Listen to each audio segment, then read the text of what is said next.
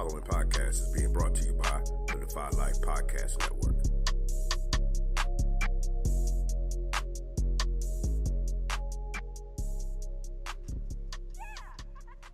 This week on the Defy Life Podcast, we will discuss the legacy of John Singleton, teacher salaries, talk NBA playoffs and NFL draft, and as always, we'll answer some listener questions and wrap things up with some trivia. All that and more. Let's get it.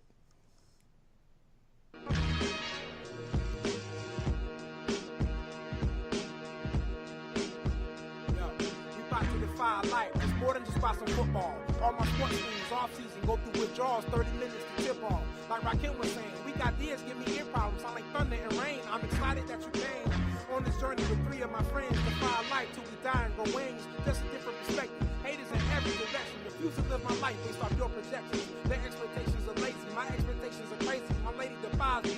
Koozie, Brown, Brady, Jordan, LeBron, Aaron, Bonds, Mayweather, Ali Foreman. You get the picture, greatest ever born. I attack without warning.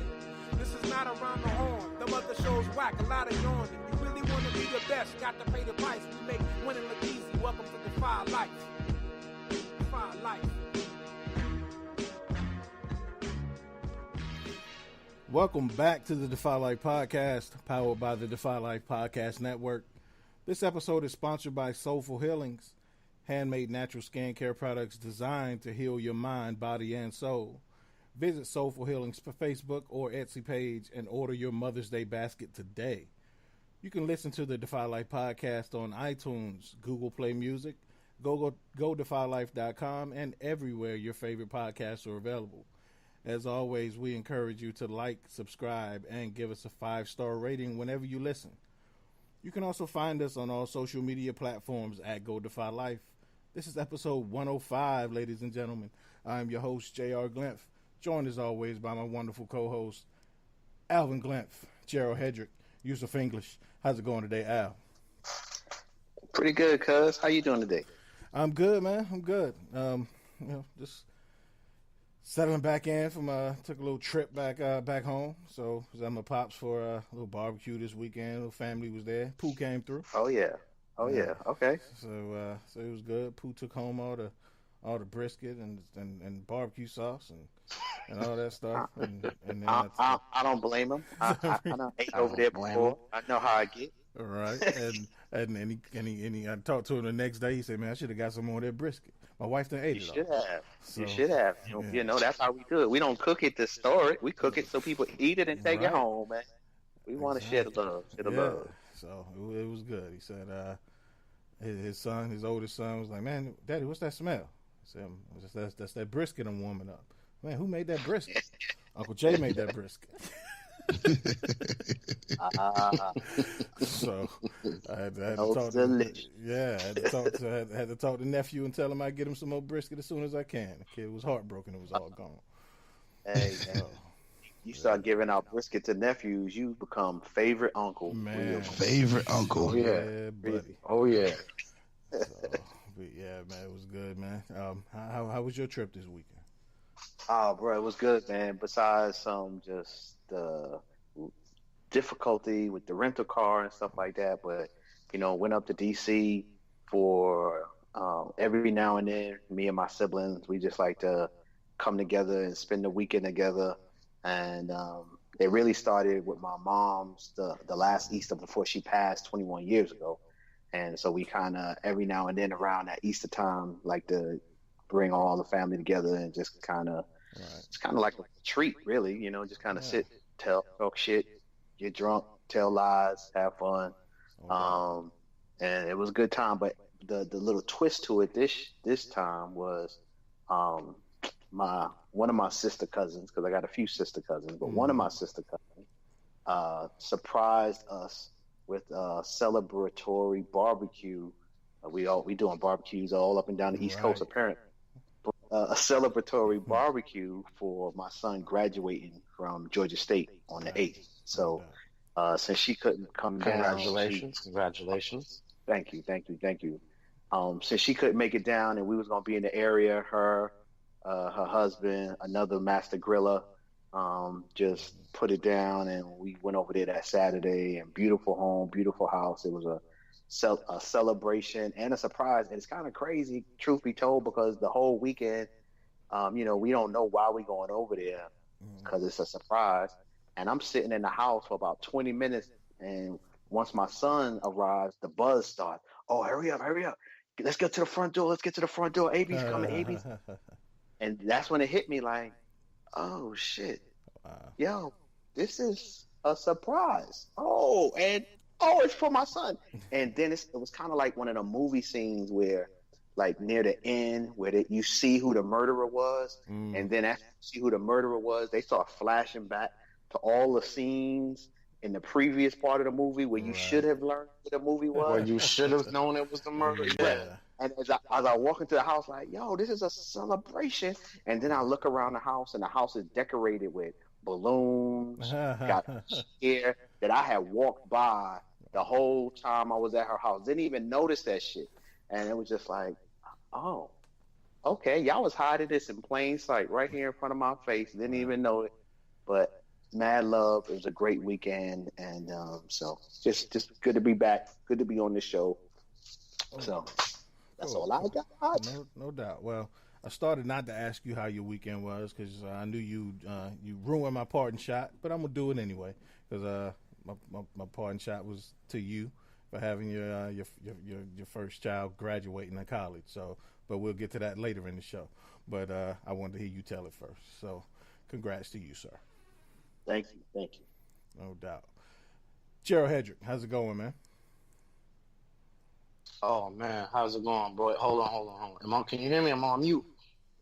Yes, I can hear you. You're not on mute. I'm not on. I can hear you. I'm not on mute. Good deal. It's good to be heard. Hey man, I'm glad I'm back, man. How y'all fellas doing? It's 2 for Tuesday. Hey, the real is back, man. I just wanted a quick somber moment, man.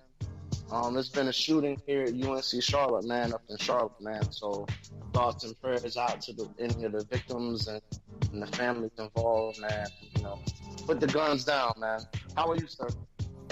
I'm good, man. I'm good. Yeah, I just heard about that as well. It's the last week of classes, and somebody went to shooting. So, yeah, I heard about that. So, yeah, condolences. And, it's just always sad to hear. Although school shootings aren't as rare as they used to be, it's still sad to hear whenever it happens. But yeah, man, I'm okay, man. I'm good. Good to hear your shining voice this evening, sir. Thank you, sir. It goes well. Thank you, sir. No doubt. Yoshi English, how's it going today, man? Oh my fucking God! Oh my God! You gotta be fucking kidding me! You've got to be fucking kidding me! How did they take Daniel Jones? How did they fucking take Daniel Jones? The New York Giants just took Daniel Jones over Josh Allen! They took Daniel Jones over Josh Allen and Dwayne Haskins! How the fuck did this happen? Gentlemen, sweetheart, I'm sorry. This is inexcusable! How do you take Daniel fucking Jones over Josh Allen? You mother... Oh! Oh, no! Oh, Lord.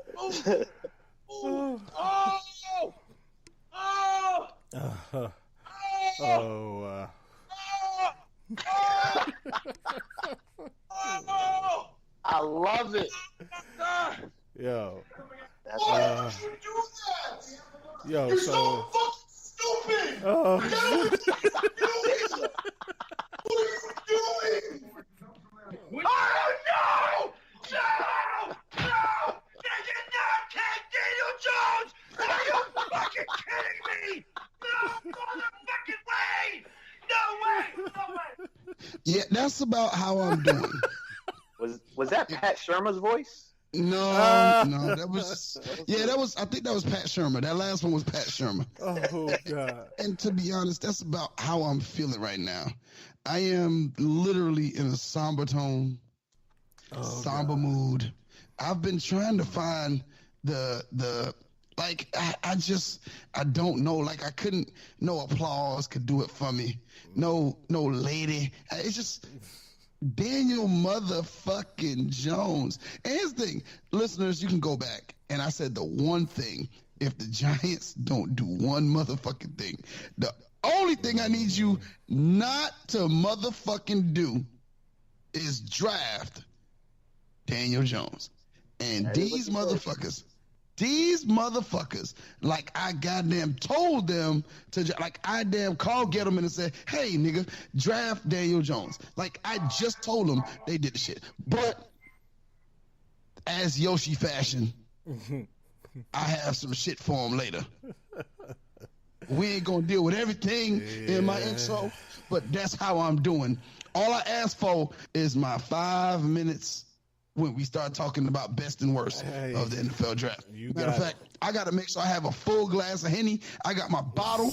I make sure when we get to that point, the glass is full. Oh, man. That's all I need. I got, as soon as I heard that, well, yeah, we'll dig deeper later. But yeah, as soon as I heard that, we'll dig deeper later. I was anxious for this moment. So yeah, I can't wait. So, oh man, I can't wait. I can't wait to get my spinning take on it. You know, I got, of course, I got plenty to say. Yeah, between you and Yosh, I was like, yo, this is Money, gonna be great. Money, let me tell you this, Money. Me and Money have been cool and friends for what is it, 2019, maybe 19 years. And in that time, there's been some ins and outs and this, that, and the third. But we've stayed friends throughout. I have never agreed with him more than I did on round one of draft night.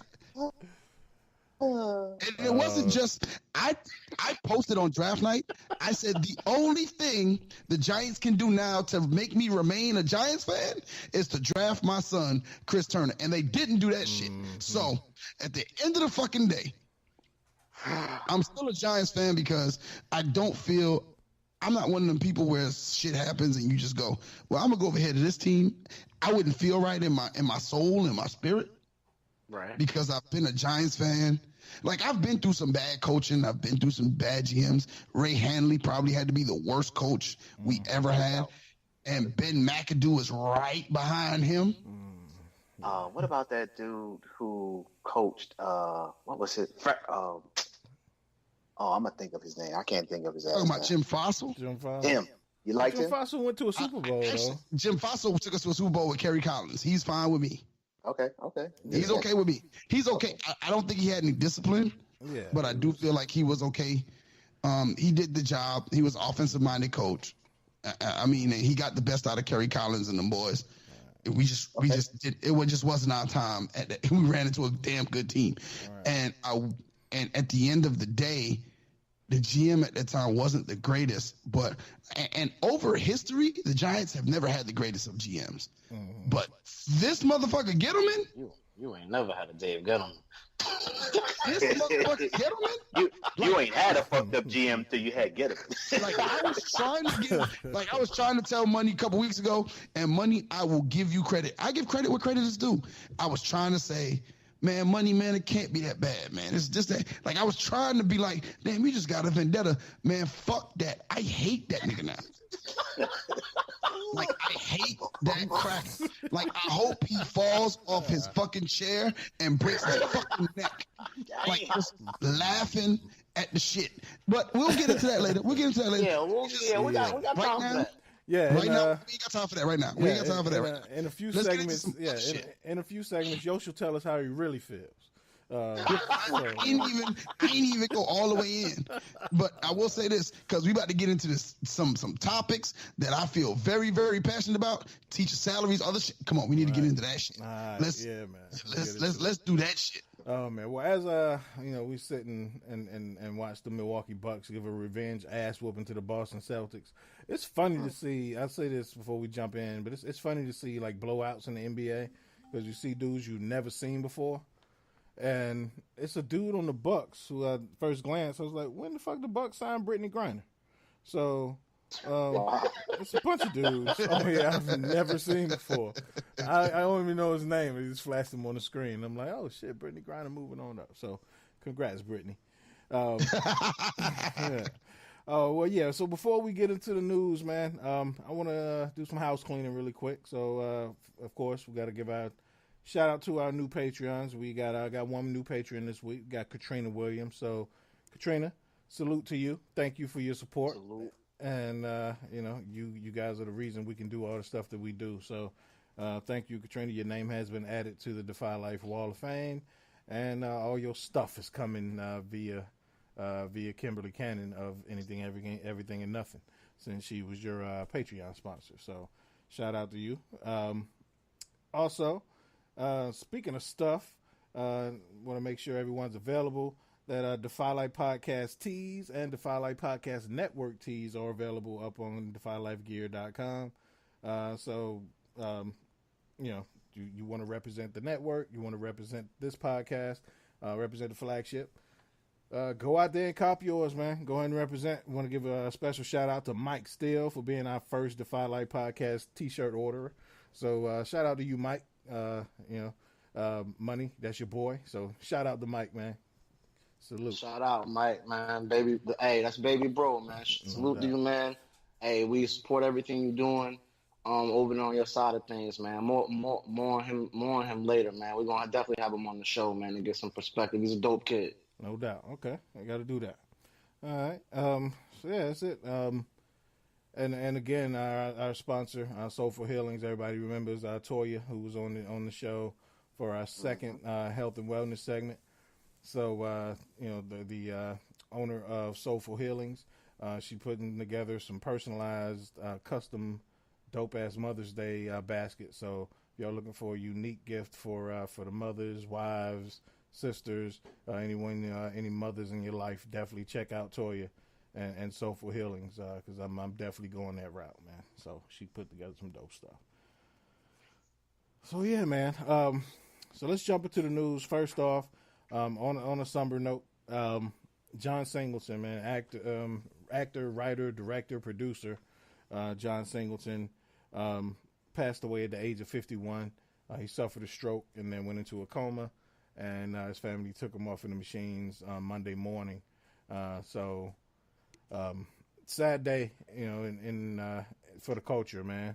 John Singleton is a legend, and of course, mostly known for his debut project, which was a major debut project, which is Boys in the Hood. First off, Money. What's John Singleton's legacy in your mind?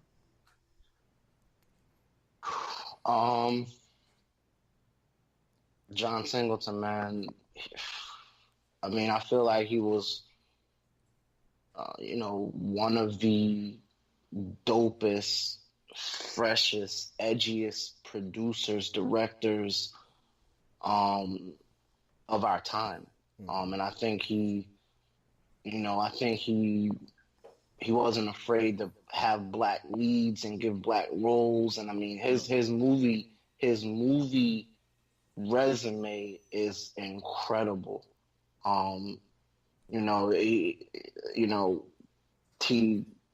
From Baby Boy to Boys, I mean, like,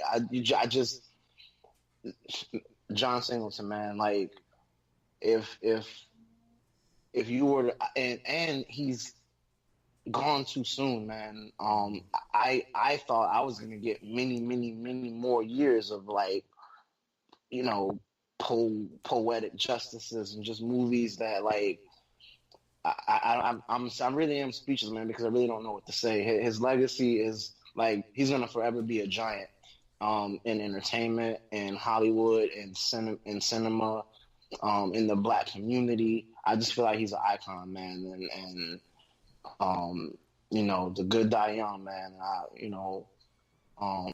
His resume speaks for itself, and what he's done for everyone that's especially of color out in Hollywood, that's just trying to make it, trying to get the talent showcase.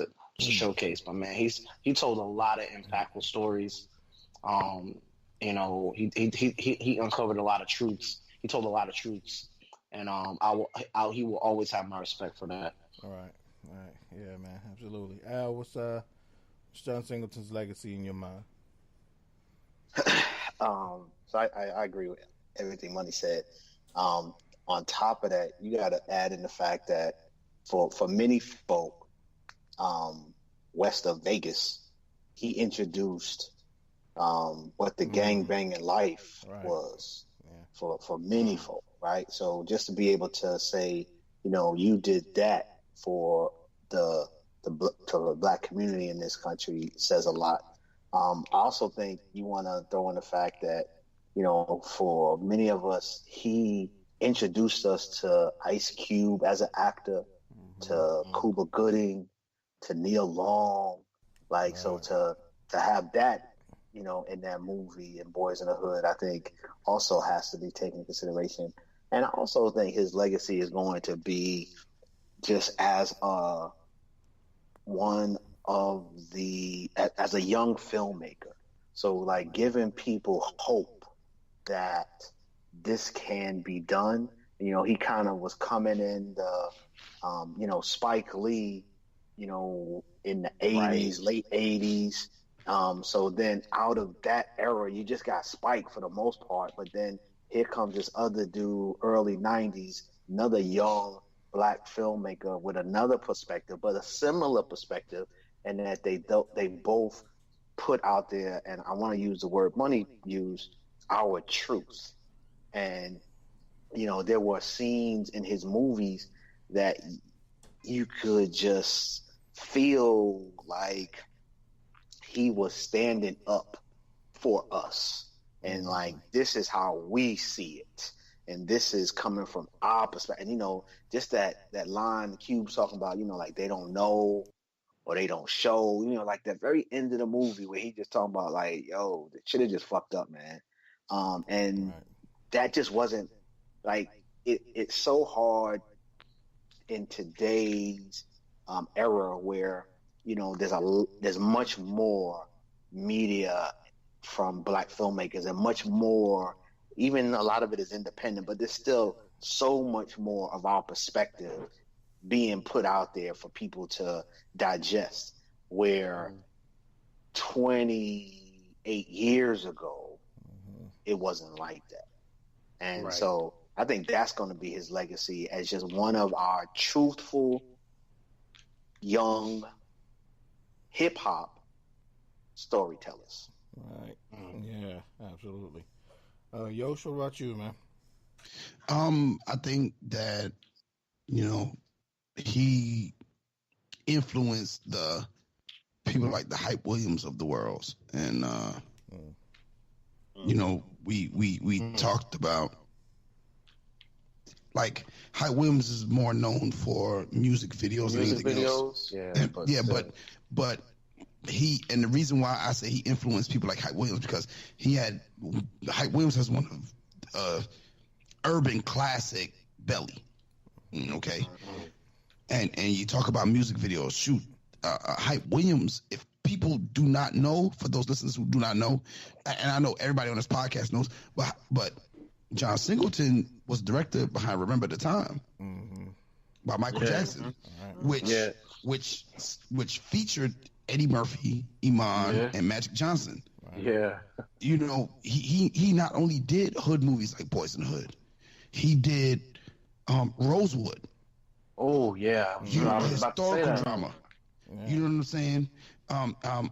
Where he worked with people who it was about racial violence, and he brought attention to something in history that was real, because Rosewood was an actual event that he brought light to. And you talk about hood movies. Yeah, he did Boys in the Hood, and that's the one he's most famous for. But Baby Boy was another one that a lot of people hold their hands to. And it wasn't as impactful as Boys in the Hood, but when you really look at it and you like, you actually delve deep into Baby Boy, a father dealing with a baby mama in this hood environment where he is trying to figure out where he belongs, and his mom is dealing with he's got a stepdaddy now who is fucking his moms all over the house, and he's a grown ass man, and the stepdad, well, shit, you can get the fuck out then, and he has, and it's all these different dynamics that happen within the black family and within the black household that people really don't know and you talking about once he changed directions and he went into, well, I wouldn't say changed direction, but he added to his repertoire with action films, Too Fast, Too Furious, and Furious, yeah. And Four Brothers. Four Brothers is one of my favorite movies of all times. You know what I'm saying? Like it's an amazing film about how kids who grew up together of different cultures, raised by one woman, can come together to accomplish what they feel they need to do for the family. And then you're talking about he goes from director to a financer of an independent film in Hustle and Flow that ends up going far and beyond whatever anybody, to be honest, Hustle and Flow, some could argue, is the inspiration behind the TV show Empire. Right. Yeah. Some could actually make that argument. So when you look at all those different things, I mean, like, he has inspired so much. And the thing that's the most intriguing to me, and that really stands out to me, the man was 51. He was young, and did all of that, and he was young. He was not old by no stretch means. Like, he was young. Something unexpected happened and he passed. But I mean, for him to take the torch, because I feel like he was the next one. Like, he was the next Spike Lee. And although Spike Lee and his eras kind of overlapped, I think he was the next one, because Spike Lee eventually, like, Spike Lee has told, we're not, the obvious is what it is. Spike Lee is not making films as he once did. And I think Singleton was the one that was the next one to carry that torch on into his 60s, as Spike Lee did. 60s and maybe 70s. And then I think other people were going to come behind him. And I just feel like it's just so much. I mean, man, like, poetic justice. Like, it's so many things that he has given our, not only, I wouldn't say, like, most people would go, there's so many things he given our community. No, not our community. That's just the world. Right. Yeah. Because, shoot, I don't know if we've mentioned, but higher learning was more impactful to me as a person than Boys in the Hood. And I'm going to tell you why. Boys in the Hood, it was easy for me. You're talking about 1991. It was easy for me to relate to that. I'm in the hood at that point. Higher learning was a nigga could go to college. Higher learning was crazy. Yeah. Like, a nigga could really go to college. Like, I could go to college and I could do some shit. Like, it was crazy because it was so many things that happened in the movie, and it kind of, if you didn't go to a HBCU, it kind of taught those who didn't to navigate through a culturally diverse environment because of the different things that could possibly happen. Because that shit was nuts.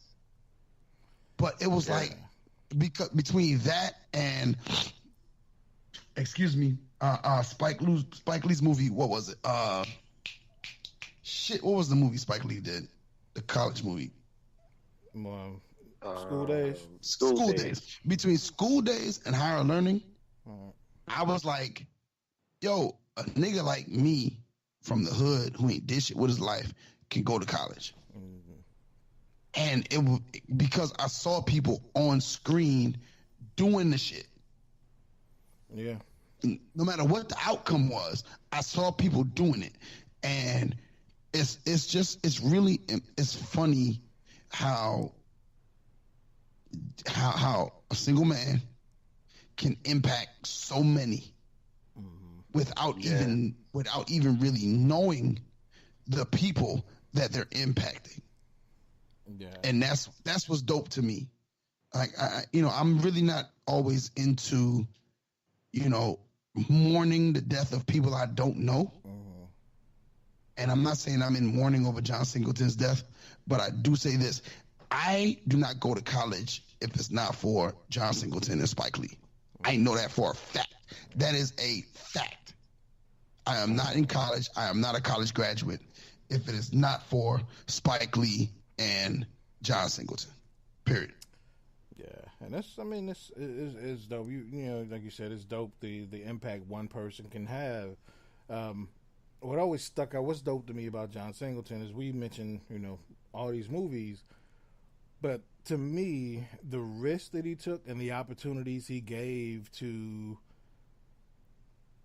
unknown actors and like musicians and other people who were trying to get into acting and not being afraid to give them that spotlight.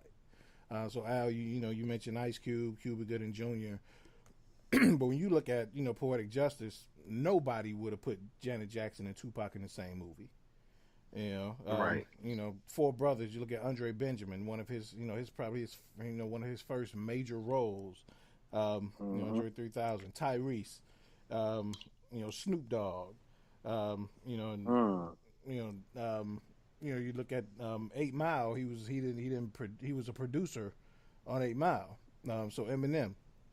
So you look at all these opportunities he gave. Busta Rhymes and How You Learning. You know, just name after name of like names that are huge in the culture that he was not afraid to give them opportunities to give them. Black Snake Moan, he was a producer. Justin Timberlake. You know, all just names that he was not afraid to give. Shit, even back to Rosewood. Big Daddy Kane was in Rosewood.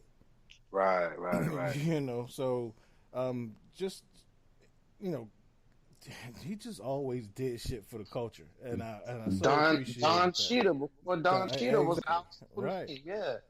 So, you know, he was, and you know, and in that Spike Lee mode where he's just not afraid to introduce new faces and take a gamble on talented people who were unknown or crossing genres. You know, and he was just a risk taker, and the motherfucker defied life, man. I can always appreciate that. So and I mentioned it, but I don't want this to go unnoticed because, in contrast to Spike, and I love Spike Lee, John Singleton was a hip hop dude. Right. You know what I mean? So many of those names you mentioned were hip hop artists that he then gave acting shots to. And then when you think about the soundtracks that were associated with some of these movies and the hip hop themes and artists that were down on those soundtracks. So, I mean, I'm a big Spike Lee fan, but, you know, John Singleton, his legacy, and maybe it's his in the era that he was born compared to Spike, who, you know, might have been more jazzy and whatever in terms of his influences. Right. But I don't want to overlook the fact that, yes, you know, as a hip hop dude, like, I give mad props to, especially 30 years ago, to be putting hip hop in your movie. Right. It was not common at all. Yeah, and especially early, like West Coast, but the whole West Coast, like you mentioned, like introducing that way of life, because before that, all we knew was, you know, in major films, as far as black films go, were either slavery films in the South, or it was either based in the South around slavery, or it was about New York. So we didn't know anything about West Coast life and how the dudes actually lived out there. And so to see Boys in the Hood, it was like, oh, this is how they actually living. Like, you know, like and it was different. And of course we're more familiar with it now, but to see that for the first time and see, you know, just on film how drastic it was, you know, with gangs and you know, just how strict that color line was. It was eye opening. But yeah, man, and you're right. Like, it's just the you know, his whole ties to hip hop and again, not being afraid to, you know, because a lot of people see a bunch of rappers in film and they're like, oh God, this shit gonna be horrible. But, you know, he actually got the best out of, you know, a lot of those dudes. You know, I mean, we always clown movies like you know, Master P, I Got the Hook Up, because there's a hood movie that was terrible. It was a bunch of rappers, you know, but John Singleton actually got the best out of a lot of those rappers that were crossing genres. So, you know, it takes a lot for a producer or a director to take someone on, especially early in their acting career, and get the best out of them and make a hit. So kudos to him. But yeah, absolutely, definitely gone too soon. And again, just another example of our heroes are always gone too soon. Yet, racist bastards like Strom Thurmond live till they 95. Right. But yeah, man. So shout out and salute, condolences to John Singleton, man. He will definitely be missed. So Absolutely. Yeah, our next topic in the news, man. I hate Pooh's gonna miss this one, because this is like we always say this. Like the most interesting thing to me when we talk about things like this is, and Money, I'm sure you concur, is to hear the perspective of Yosh, Al, and Pooh from their three different perspectives as far as being involved in the school system. And so with that, so there's a teacher by the name of Elizabeth Millich, and in 2018 she posted a picture of her paycheck on Facebook, just kind of vent her frustrations around. At the time she just gotten a raise, so she went to get like more accreditation and just more letters behind her name. And she got a raise, showing, and she took a picture of the pay stub to show that her raise, she was making $35,000 a year, and her caption said, "I got to have a college degree to make this," and her raise went $35,000 a year to $35,112. So she got a $112 raise for going back and getting more training. So she was just venting her frustrations around, of course, lack of pay, also having to come out of her pocket with to get more supplies and things that the school doesn't supply and their parents don't supply and the schools families can't afford. She had to come out of pocket with that, and and her school would only allow her to print things in black and white because it costs too much to print in color. So whenever she wanted to print something in color, she had to pay for it. And we all know how much toner and ink and all that stuff costs. So fast forward to now, a journalist who is, I forgot his name, but he's a journalist and he's also makes appearances on the Bill Maher show. He actually sponsored her, and now he's paying for all her expenses in her classroom. So kudos to that guy. I forgot his name. But he's not the story here. The story is what I want to talk to you guys about, because she's not. This story is not unique to her, of course. Right. And so we'll start with Yosh, with teacher salaries, man. What is that struggle like? As far as what she's talking about, as far as, for one, teacher pay, just your base pay on top of having to supply things that the school and families and parents do not supply. All right, well, let's get into it real quick. And I had an opportunity to, and I went ahead and I think that I'm a firm believer in men lie, women lie, numbers don't. Right. Okay. First off, teachers are paid on national average. Teachers are paid 20% less than similar professionals. Now, what it means is similar professionals means people with bachelor's degrees. Okay.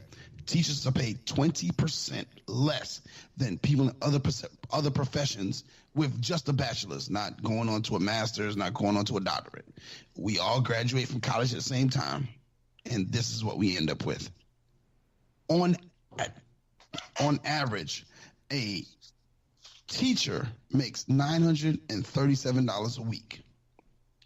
On average, in any other profession, on average, that person makes $1,400 and some odd dollars per week. Okay. Now, some might say it's not a real big disparity. Okay, cool. I understand that. In some states, such as Mississippi, the starting teacher salary is below $30,000. Wow. Below $30,000. Okay. In the state of South Carolina, the average starting salary is $33,000.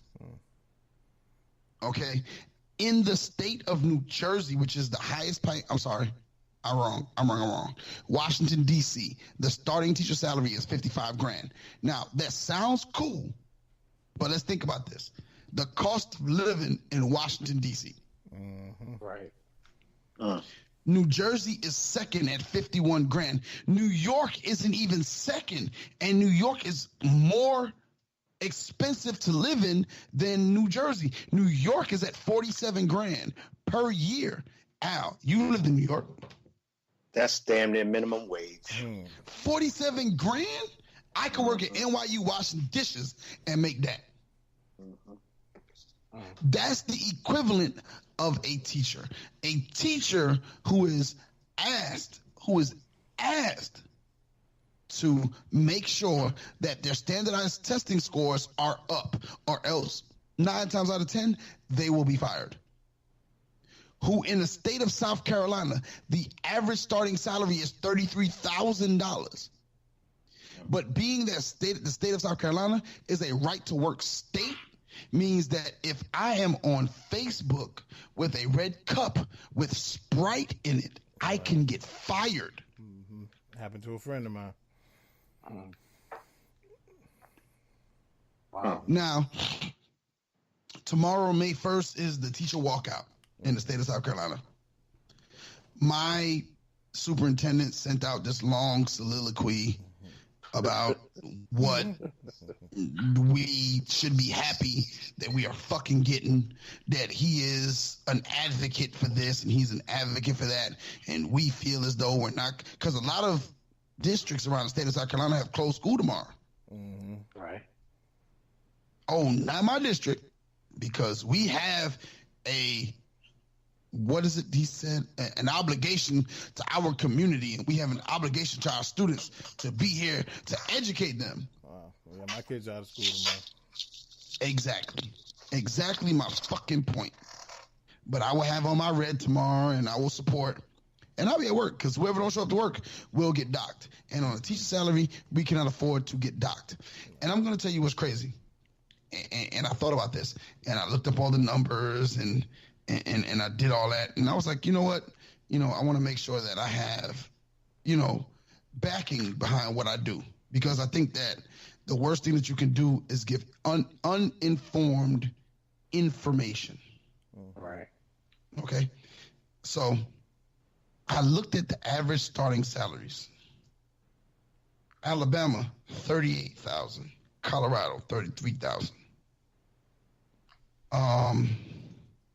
Maine, which is in the Northeast, $34,000. Colorado is $33,000. You can't buy no good weed on $33,000. You can't.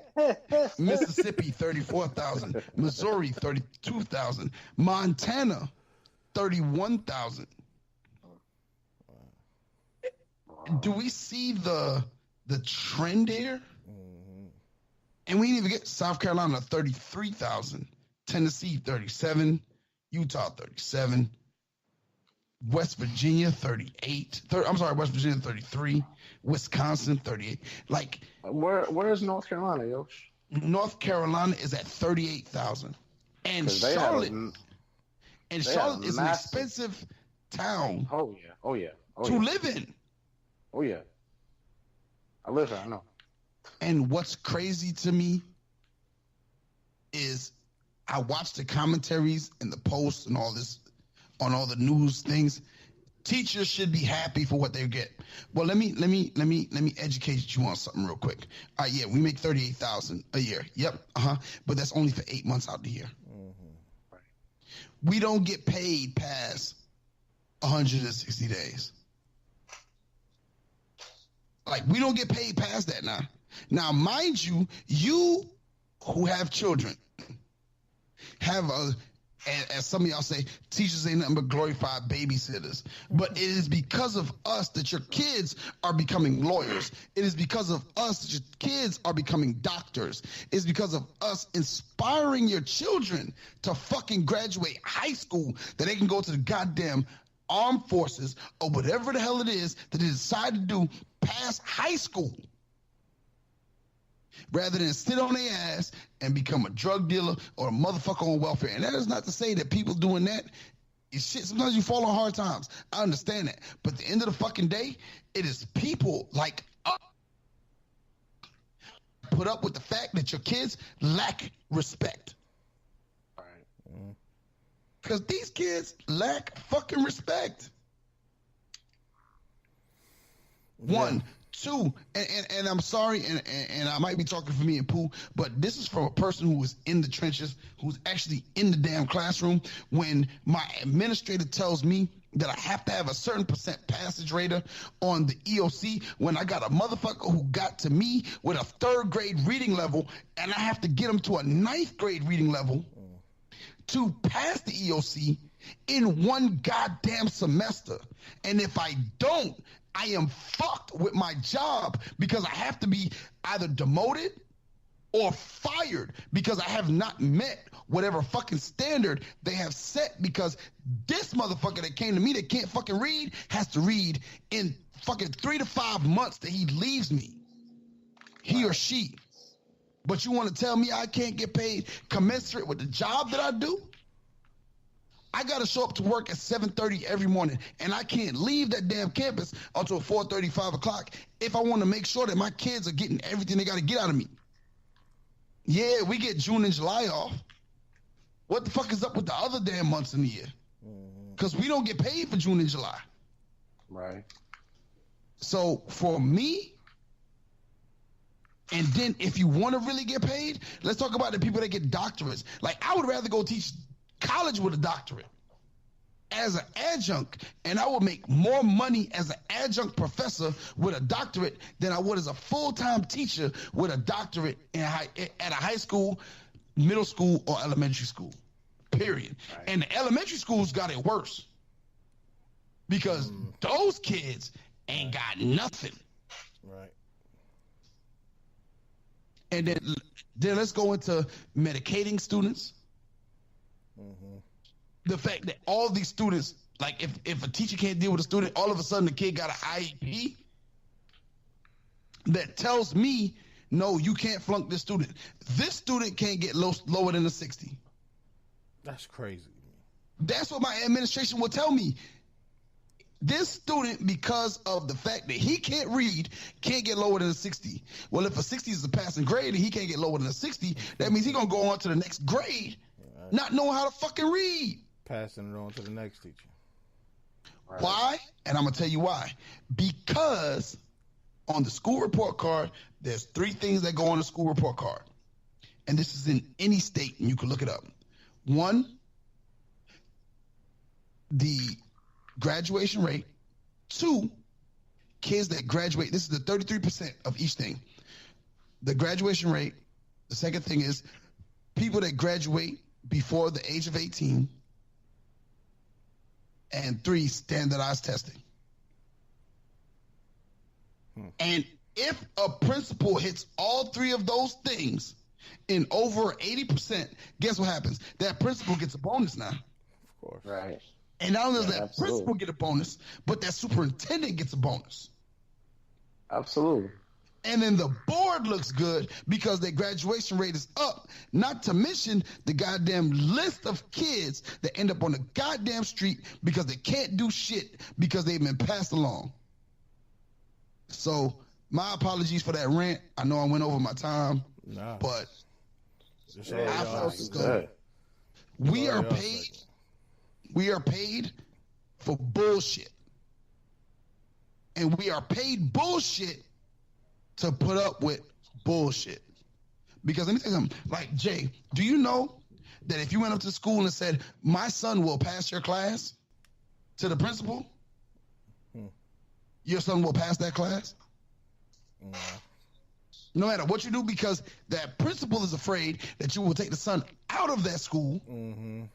And if you take your son or your daughter out of that school, that messes with the graduation rate of that school. Right. And at the end of the day, you don't fuck with the graduation rate. So, I'm sorry, but to me, when I saw that come across my phone, like, it is a situation with, and now mind you, I'm a good teacher. My standardized testing scores, I got close to 90% passage rate on all my standardized testing scores. But I do believe, and I'm not going to walk out tomorrow because South Carolina has a walkout tomorrow, May 1st, and some districts have shut down. I'm not going to walk out. I'm going to go to work, and I'm going to teach my students just like every other day.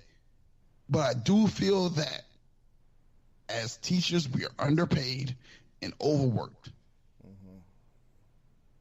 And now, although some feel we are glorified babysitters, come babysit my class for a fucking day. Oh yeah, I guarantee it'll be some shit you don't want to do again. Yeah. Oh, absolutely. Yeah.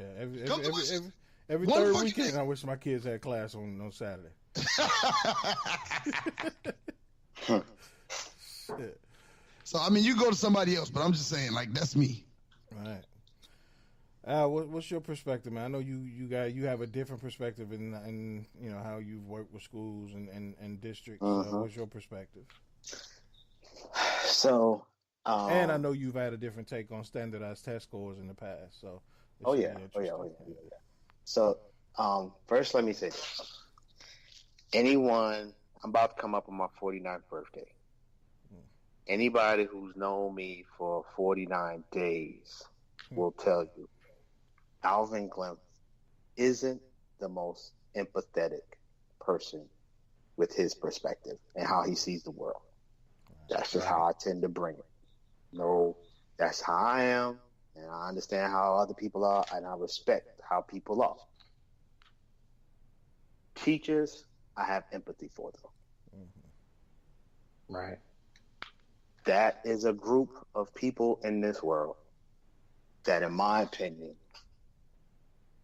and maybe I empathize with them because I know I couldn't do it.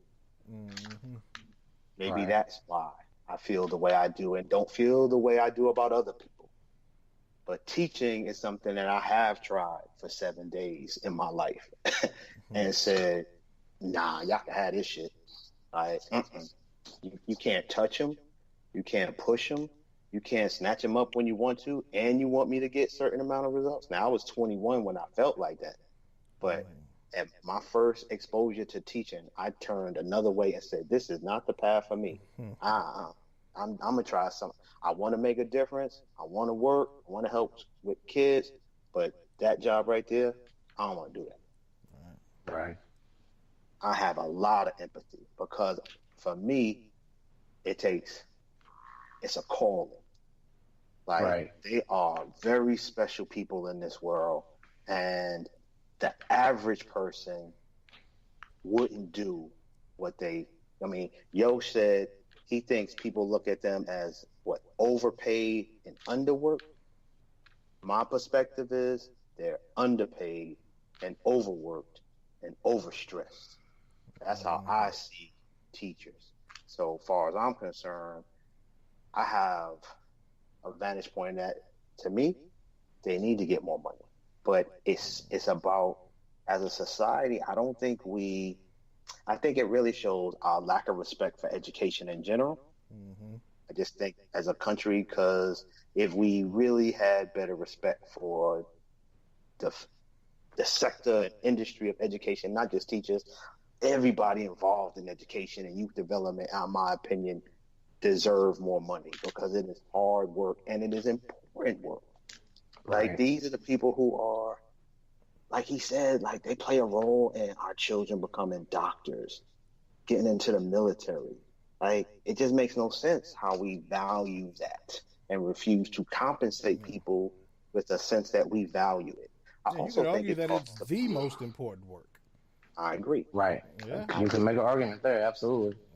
I also think it shows how we have a lack of respect for a sector that is dominated by women. And when you think about the fact that, generally speaking, when it comes to gender, women tend to be underpaid in our society. The majority of people in education and teachers are women. So I think that also is reflected there, right? So to me, I just think when you consider their role, I just think they need to be much more paid, much more compensated. Their education should be taken into consideration. I think we should have a greater respect for it. But let me just say one more thing, because I'm a data dude. And I want to, what Yosh talked about in terms of parents and graduation rate, me being a data dude and somebody who spent years analyzing, collecting graduation data, I'll just say in our state, if a parent was to say that to a teacher or a principal and take their kid out of a school, it would not affect the graduation rate as long as that child ends up in another school.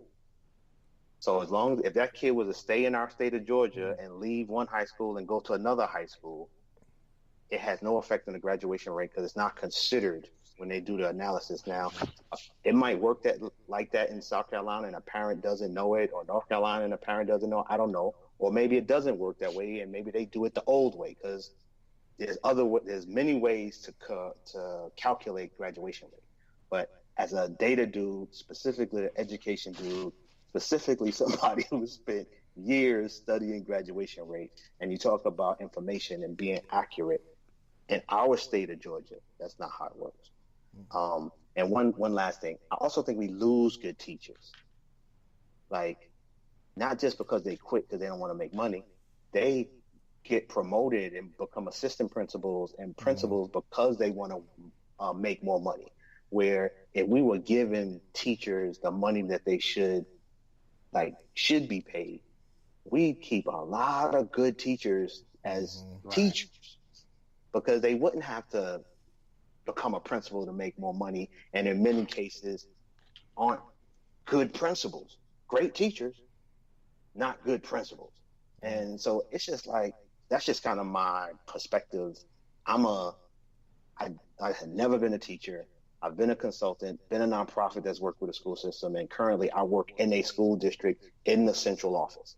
I spend the majority of my day working to get grants and partnerships to bring resources into a school to compensate for the fact that teachers are underpaid and under-resourced. So I'm trying to bring in incentives to or awards, or if they're great teachers, I'm that person trying to bring in a Chick-fil-A to say, hey, can you recognize this teacher? Or instead of this teacher having to pay for copy services, would you mind becoming a sponsor for this class or this school so that they can get printing for free? So because our district gets it, and because I personally get it, that's kind of how I spend my life, my career. That's what my daily work is. I try to help compensate against that. So all to wrap it up, I have a lot of love for teachers, especially the really good ones, because they've played such a good role in my life. And like I said, they just special people on this planet, man. And I'll stop there. Yeah, man. I don't know, Money, what say you?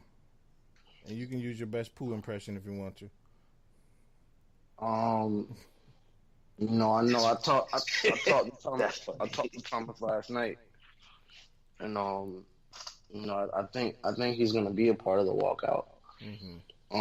We talked about it a little bit last night, and I just I know it's important to him. I know he feels like you got to stand up for what you believe in, and I know North Carolina had a massive walk. I mean, there have been massive walkouts all across the country over the last year. So just if the listeners aren't aware, West Virginia had a humongous one. I think the state of Ohio had a humongous one. Missouri, North Carolina. I know they're planning on it. So this is not, So I don't want to recover what Yosh and Al already covered. So I'll talk a little bit about the importance of being involved in your local, state, and federal government, and voting, and making sure that no matter what your political affiliation is, that you let that be heard. You let your elected officials know that and is important to you. The first thing the Trump administration did was cut education by like 18%. Like I was gonna ask Yosh, but I couldn't get a good moment in. But I was gonna ask Yosh, like some of those salaries, some of those, like, do you feel like, and Al, you touched on it too about the importance that we put on education, but the first thing that, especially the Republican Party, was the first thing that they do when they get in power, when they get in office, in states that are run by Republican majority houses and Senate, it's cut education by like it. The numbers are they're incredible. The Betsy DeVos education budget is not very robust. It's nickels. So I just want the listeners to know that, no matter what your political affiliation is, if education is important to you, like it's my opinion that we could slash defense by 20%. We could slash the defense budget by 20% and put some of that money into education and help solve some of these issues where teachers are severely underpaid, school districts are severely underfunded, and let's not even talk about the poor school districts, where you're talking heavy rural or heavy minority school districts there, where their funding is almost nothing. So if you want to, it's so systemic. It's so systemic that it's a problem, but that's not just a problem in our communities. If you're just in a poor community, a rural community, or whatever, your district has no funding for education. Your True. equipment sucks. Your books suck. You don't have them at all. Like you're short staffed. It is insane how we treat education as a branch of our society that we know is important. And every time I watch certain political powers take over, I just watch that get destroyed every time it happens. It's frustrating. It's infuriating. And there's a lot of education reform that needs to happen, hopefully, because we know that the Trump administration isn't going to take it seriously, but hopefully at the local and state levels,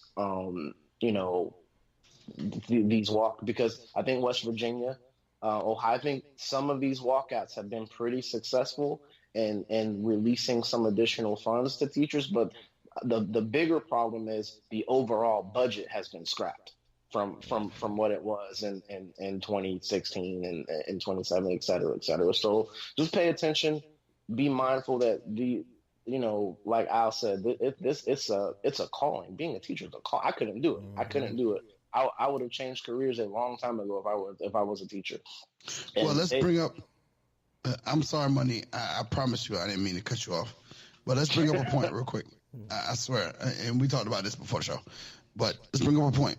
All right, so we're talking about the salaries. All right, so what happens with the salaries? Salaries and budgets are getting cut, right? So let's talk about one side of it. One side of it is, okay, just overall salaries getting cut. Well, what happens each year? Each year, inflation happens, right? So if inflation is happening each year, but my salary is being cut each year, that is not good. Number one. Number two, in the state of South Carolina, guess what has happened? Our cost of benefits has gone up. So more out of our check is being deducted to deal with benefits. Right. Okay, now. All right. So we dealt with that. All right, so now inflation, benefits, all that shit. All right, cool. We get rid of that. Well, fuck. At the end of the day, we didn't make shit to start with. Right. In relation to other people of commensurate degrees. So you're talking about, and I watched the ignorant ass goddamn comments. Well, if you didn't want to be a teacher, then you shouldn't have been one. My daughter, because of what I do, wants to be a teacher. You know what? And that's her dream. That's what she wants to do because of what I do. And you know what I tell her every day? Baby, don't be a teacher. Anything other than a teacher. I'm crushing her dream because I know how much teachers make. Now, do I think my daughter will make a great teacher? Hell yeah, because she loves kids. She loves young kids. She wants to be an elementary school teacher. So guess what? These dreams are being crushed because of the amount of money that's being made. So guess what's happening? Quality teachers are not being hired. Because, I ain't going to make that money. So if I'm not going to make that money, I'm going to go do something else. That's why teachers are leaving the profession each year. Which Highly qualified. There's a national shortage. It's a national. I'm gonna tell you what's crazy. I am a certified English teacher, right? So I put in, because I'm also the basketball coach at my school. I put in to what's called an evaluation. Making all that bread. I put in. Oh shit! Fuck that. I put in to get my evaluation done so I could find out what I need to do to be a PE teacher so that I could get my basketball class. So I could do English in the morning and basketball in the afternoon. You know what they told me? All I have to do is pass the PE test. To be completely honest, that's cool for me. But that's some bullshit. Because you mean to tell me you that hard up for teachers that an English teacher, all he has to do is take the PE test and pass it to be a PE teacher certified? That's bullshit. That means you don't give a fuck what they have. As long as they can pass the test, you can go teach a damn South Carolina student. Right, and that's what I was gonna say. Like with the shortage of teachers, the quality of education goes down. That and like just the dearth of qualified and certified teachers. Then you have the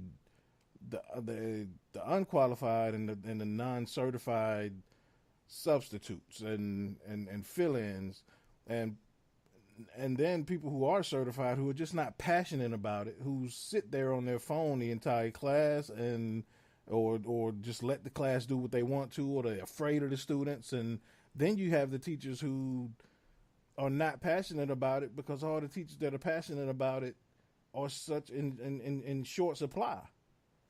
And it just creates this like dichotomy of going from one class to a teacher that I love to another class who just teacher don't give a shit. Another class teacher may not even show up after. Like, it's crazy the stories that I hear from kids. And this is just me as a parent, like speaking to like, you know, just kids that I know, or even my kids talking about teachers. It is crazy how.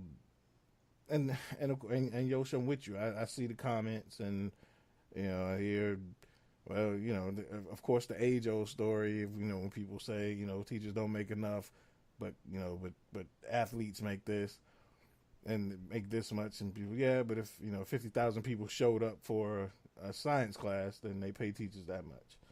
Which it's easy to say because it's you know, it's the first thing that comes up, but the reality is, people pay more for entertainment than they do for, in general, people pay more for entertainment than they do for, you know, for what we see as secondary needs, because we don't see education as a direct benefit.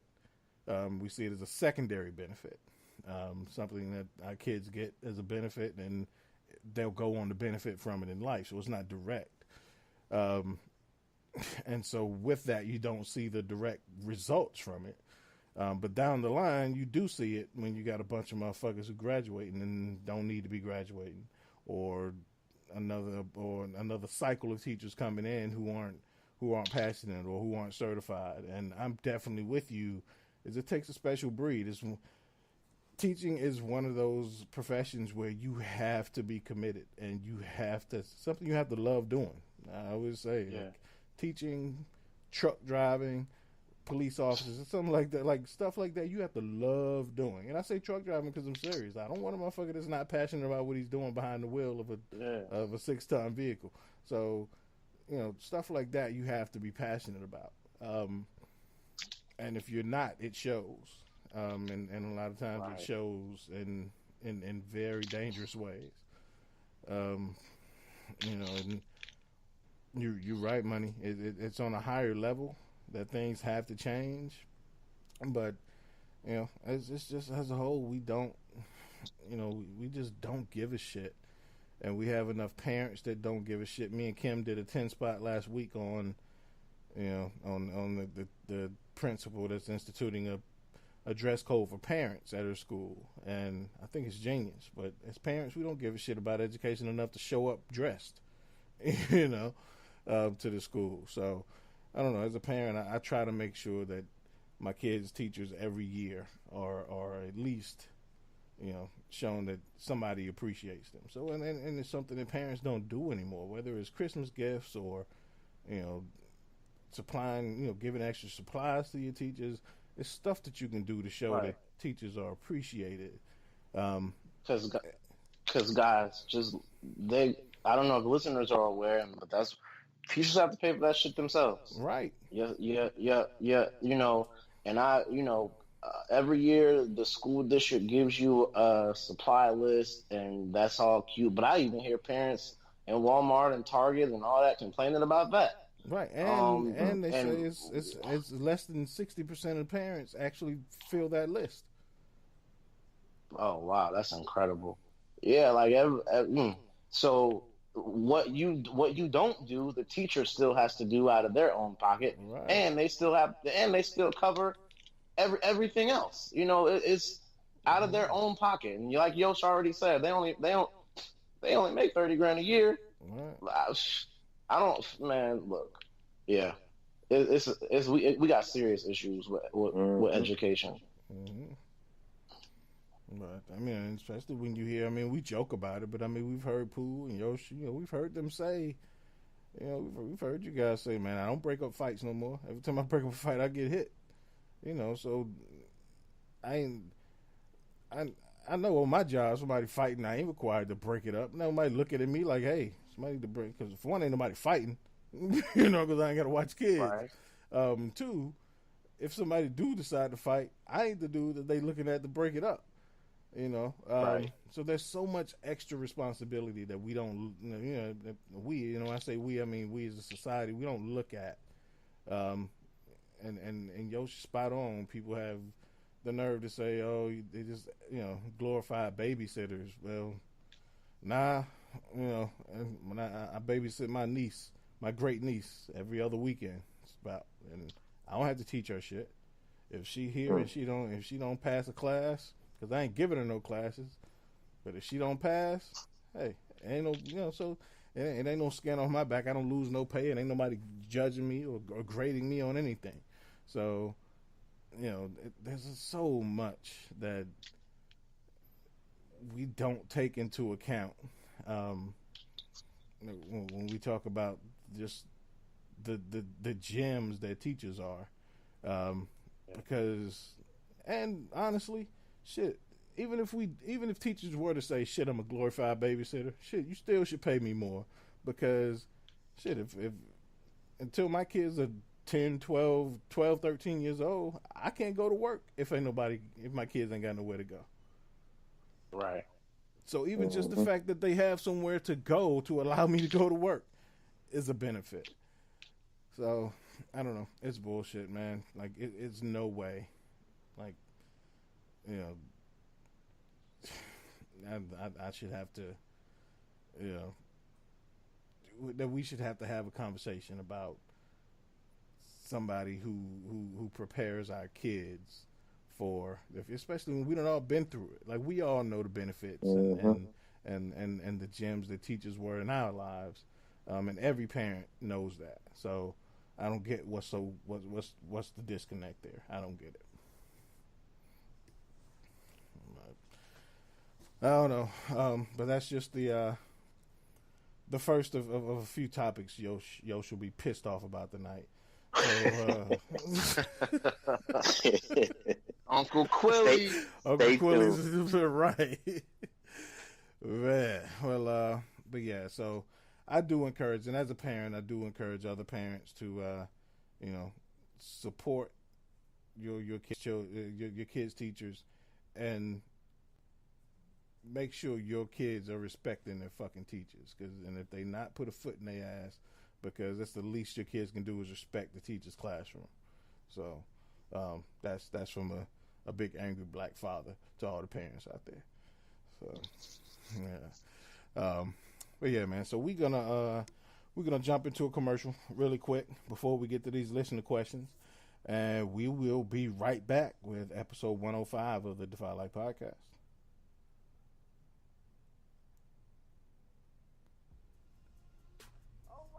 Welcome to the Anything, Everything, and Nothing podcast with Lynn and Kim. Join us as we discuss the latest in everything from entertainment and current events to the craziness that is our real life. Let's laugh, let's live, let's talk about it. New episode every Tuesday on the Defy Life Podcast Network. And remember, if you're not defying life, then what are you doing? Lynn and Kim.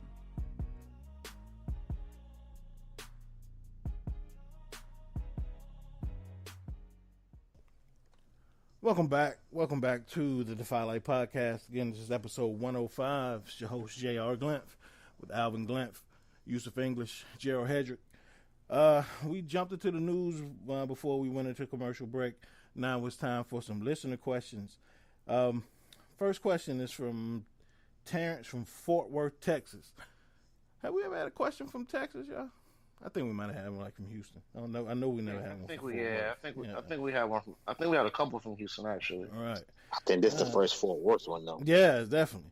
And damn good question. So Terrance wants to know, what are your thoughts on the hypocrisy of certain folks now saying that Nick Bosa has a right to his political views? And those of you who don't know, Nick Bosa, new second overall draft pick by the San Francisco 49ers, who is a pretty staunch Trump supporter, and before the draft process, his Twitter was full of support and likes and retweets of white nationalists and Trump supporters and white supremacists. So we pretty much know where his beliefs lie. So when he wants to know, so what are your thoughts on the hypocrisy of certain folks now saying that Nick Bosa has a right to his political views after telling LeBron, Kaepernick, Jemele Hill, and countless other black folks to stick to sports or shut up and dribble? And Trump is now praising the number 2 overall draft pick for obvious reasons and totally dismissed and didn't even mention the number 1 overall draft pick, Kyler Murray. Al, what are your thoughts on that? My thoughts is hypocritical. I mean, I hate to just repeat, the question from Terrance, but the fact is, I think I think they do have a right to have their political views, like not racist views, but political views, So I definitely, when you look at whether it's Bosa or LeBron or all of them, I think they have a right to have political views. And this is going back to our Kaepernick conversations. I, also respect the right of an employer to have a say in that, when you are expressing your political views and it's hurting my bottom line, we need to have a conversation. But that doesn't, generally speaking, I support people having political views. I think it leads to more engagement in politics. And I just think whether it's any of these famous people speaking politics, to me, and it engages a greater population in conversation, to me, that's a good thing, because politics isn't everything, but it does affect a lot of policy.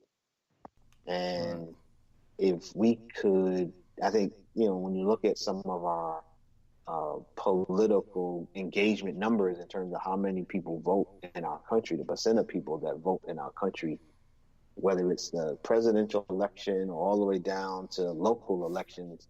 You know, I just think when these are people making decisions on their lives, I just think we should be more engaged as a society. So, yeah, I think that's all I have to say is I support people expressing their political views. And so for somebody to say, and that's where it comes from, man. You know, people protect. It's like people got a bias based on their own, like for people who agree with them. You know what I mean? So it's like, oh, yeah, well, I don't agree with LeBron, what he had to say, so motherfucker, shut up and dribble. Oh, but I agree with Bosa, what he got to say, so what's the problem? Why can't he say it? So I think that's a lot of it where that double talk comes from, because just people tend to cut some slack when they agree with the people, but I just think it's hypocritical. Right, and I think it's got a lot to do with, you know, when it's black folks, people tend to see us as monochromatic, where we like they think we only good for one thing, like they can't see us as multidimensional. So even when it's somebody like Chris Long, who's a white dude, speaking on this behalf of folks the same way Colin Kaepernick is or LeBron does, he doesn't get that same backlash from the mainstream media, because they see him as somebody who can do more than just play football. You know, so you know they see LeBron or they see Colin Kaepernick. They only see us as a person who can do that one thing. So definitely plays a part in it. And not in reference to anybody we've said, but what you said did make me think of this next statement. So I wanted to make sure I disconnect what I said. I want people like, damn, what you trying to say? But there are some people who voice their political opinions that seems uneducated and uninformed. Oh yeah, and absolutely. You sit there and you wonder, oh, you didn't have to tweet that. You didn't have to say that. Right. You really hurting this cause or whatever cause it is, just because you really don't sound like you know what the fuck you're talking about. Right. So those people, I still think they have a right. I just wish they would say it in a closet somewhere. Yeah. But yeah. I just like back to it's all hypocritical though. I feel you. All right. Yosh, what are your thoughts, man? And on top of that, of course, like most draft prospects, Nick Bosa's agents had his Twitter and social media scrubbed. So, you know, because now that's part of scouting for NFL teams. We talked about this before the show, is they think about everything. So they ask all the questions. They check all your social media as far back as when you were 10, 12 years old. Try to get anything on you they can. So all the, you know, all the tweets calling Colin Kaepernick a clown, to his support of Trump's, you know, Trump's support of other white supremacists, his own liking of other white supremacists' tweets and things of that nature. Those have all been scrubbed from his Twitter. So, yeah, Yosh, what are your thoughts on this whole thing?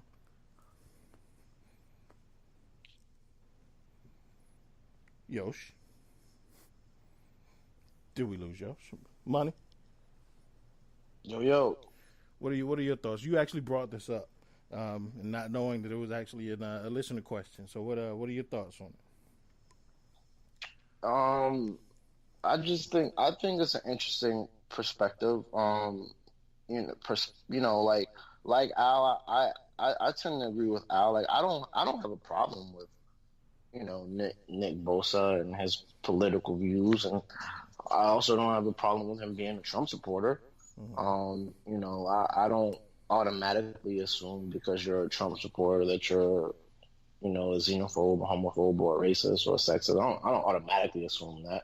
I honestly try to, you know, hope that maybe you're a Trump supporter because you like, you know, his stance on, you know, I can't even think of anything that you know, maybe you like the, you know, the criminal justice reform that he signed into law recently, or you're a Trump supporter because you like, you know, his locking stance out on all the economy, Muslims out of the country. Oh no, sorry.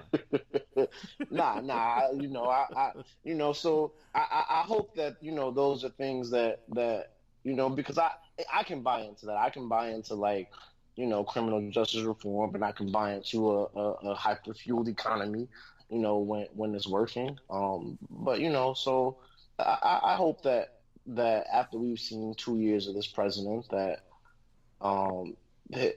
people that support him are supporting him for things like that, but I just found it funny and kind of remarkable that, when it's athletes that are bringing up social issues and cultural issues, and those issues are predominantly, in the Black community,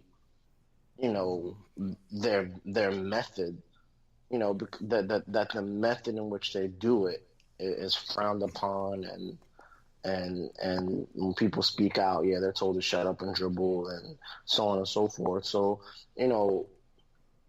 I want the thing that Kaepernick took a knee for was the ability for Bosa to speak his mind, and so I would be in that same hypocritical boat if I bashed Bosa for having a political stance and having. I think my question to the team was like, I just think it's funny that, okay, now he's going to the 49ers. He'll be in California all the time. San Francisco, very, very liberal city.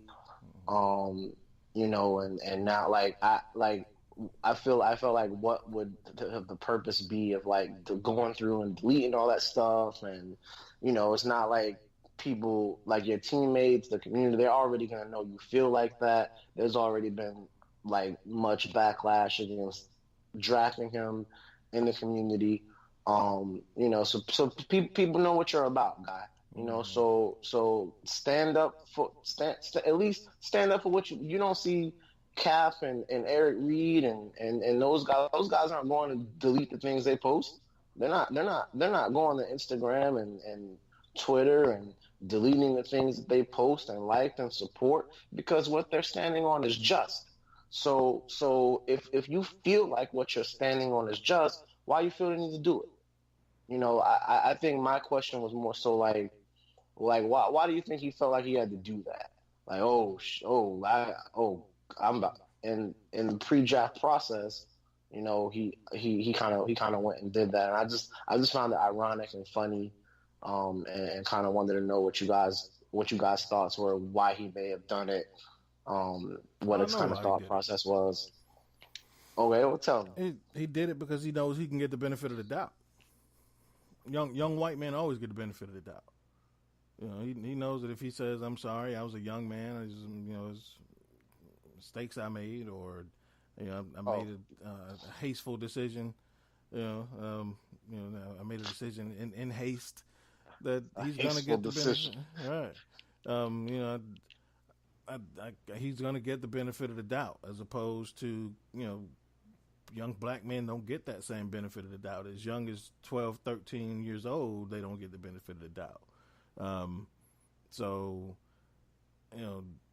he knows that eventually it'll go away. Nobody's going to hold his past against him. Not in, most of society is not going to hold his past against him, and not going to bring up any words or any actions that he had 5, 6, 2, 3, 1 year ago. They're not going to bring it back up repeatedly. So he knows that he's going to get the benefit of the doubt. He gets to say, "I'm sorry," and he's afforded that benefit. It's part of his privilege. And that's the way it works. And he knew, and right now he knows he has to. He knows he's going to San Francisco, it's a complete PR move, because I'm sure at the end of the day, sacks and tackles for loss count a lot more to the San Francisco 49ers than the negative tweets. So he would have got drafted second overall anyway. Isn't it ironic though that the same team that right I don't want to say jettison Colin Kaepernick and Eric Reed, but I just find it ironic that the same team that had Colin Kaepernick and Eric Reed is the same team that drafted Nick Bosa. Like I'm like, wow, like you didn't want that. You didn't want to be a part of players making political stances when it was uncomfortable for segment X, Y, and Z of the country. And now it's like, we'll sign this guy and bring him in. But that's his benefit of the doubt right there. They like, how much trouble can he be? He's just a kid. Go Niners. Right. So, yeah, man, I don't know. See it all the time. But, yeah, damn good question, Terrance. And again, there's something that I thought about talking about as a topic. Money brought it up, and then to see your email, after all that, it kind of solidified things. So, damn good question. So our next question, this might be the funniest question we ever had in the history of this show. And when I saw it, I was like, it's so deep, it's so enlightening, it's so thoughtful that we got to talk about this. But it's hilarious at the same time, right? So Vincent from Raleigh, North Carolina, wants to know, and I'm going to read it verbatim. I don't want to miss a word that Vincent says in this question. Vincent simply asks, money. Fuck wrong with Tyreek Hill? That's all Vincent wants to know. Fuck wrong with Tyreek Hill, man. Money, man. Hey. Yeah, all right. So, first of all, let me say, I feel like every time one of these scenarios happen, I gotta leave with this. Like, first of all, let me say, like, I don't know for a fact that Tyreek Hill did these things he's alleged to have done. All right. Right now it's the blame game. Right now it's like he said, she said, she like that nigga crazy. He like that bitch crazy. Like, so there. However, there is a recording. But where she's basically saying, our son is afraid of you, and he's like, no, he's not afraid of me. He respects me. Like, nowhere on the tape does he say, I broke our son's arm. It's just a lot of like. But that nigga did say, yeah, he terrified of me. You should be terrified of me, you crazy bitch. So. Yeah, I heard that part. I did hear that part. Okay. Yeah. But that could have just been him talking shit. Like I don't know. Like, yeah, that's true. Maybe that could have just been him talking shit. Can't nobody rile you up like your lady. I don't know. Here's what I do know. Hey, you could potentially be in big, humongous trouble, man. I know Tyreek Hill is young.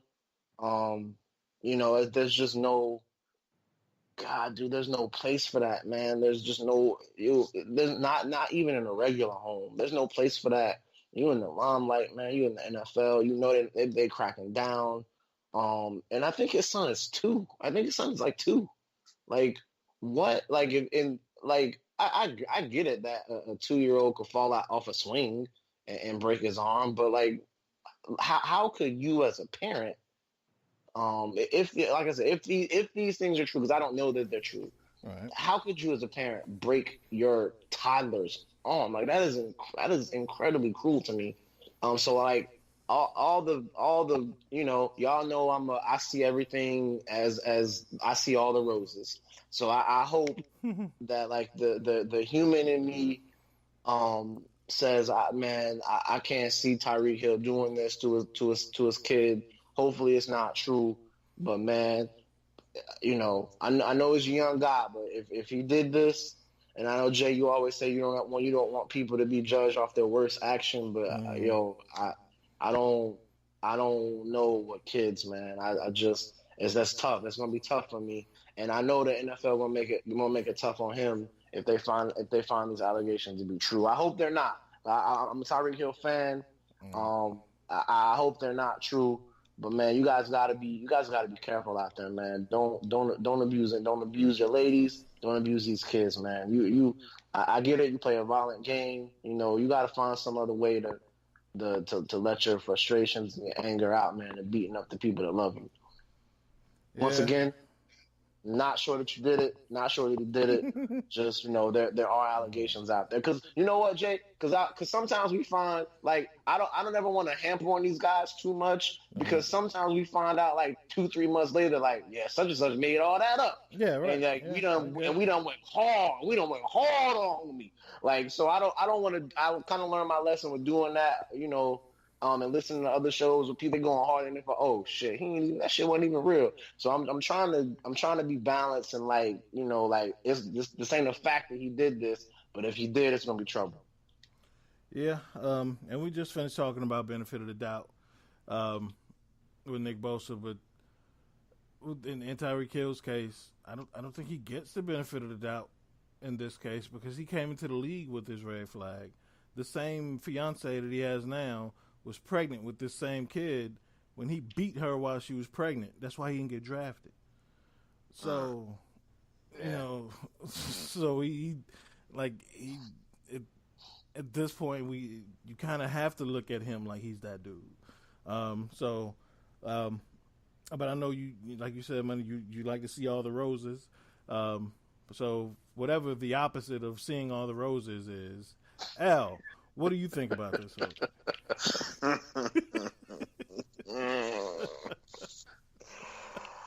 Yo, my question is, what the fuck is up with the Chiefs? I mean, right. Yeah. I mean, I'm for giving folks second chances. I'm for that. So, you know, I say that tongue in cheek because you don't. If you're gonna say you're gonna give people second chances, sometimes when you give somebody a second chance, they fuck you. Yeah, right. But I also wonder though, what type of assessment was really done into who he was, and you know, and maybe some people don't deserve second chances unless they do some work, you know, some therapy or something.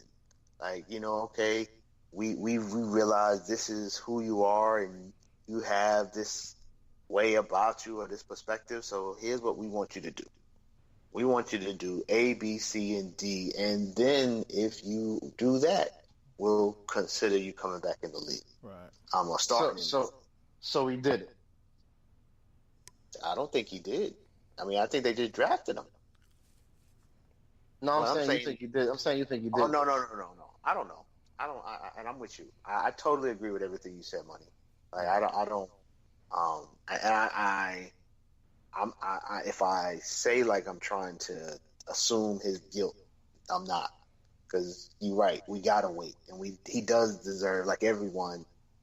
To me, he just because he did something once doesn't mean he did it here. So we need to let it play out. But that being said, like we just talk about domestic violence in general. You know, I think, and in professional sports, I think that is a tendency when people are talented, really, really talented, to, you know, assume they won't do it again. Right. As opposed to making their employment contingent on them going through some type of professional development, character development, because, you know, we see this red flag. I think time will tell, but the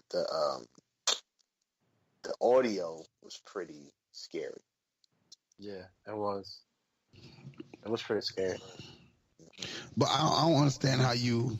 I don't understand how you can have that type of audio and it still be up for debate. How if you still have a job, you know what I mean? Like, he admitted to punching his kid in the chest, who can't be no older than what, 3, maybe 4.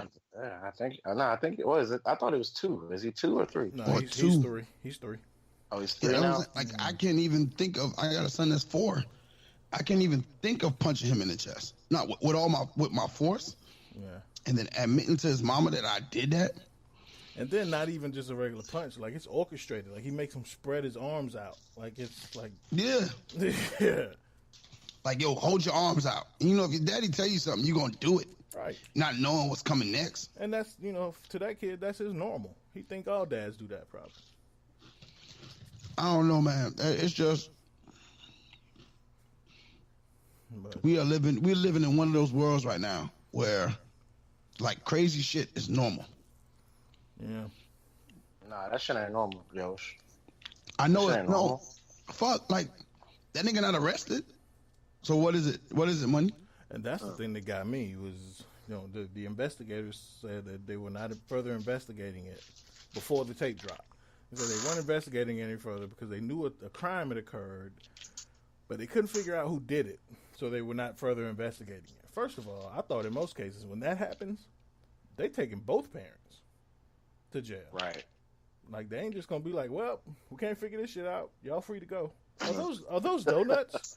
Like,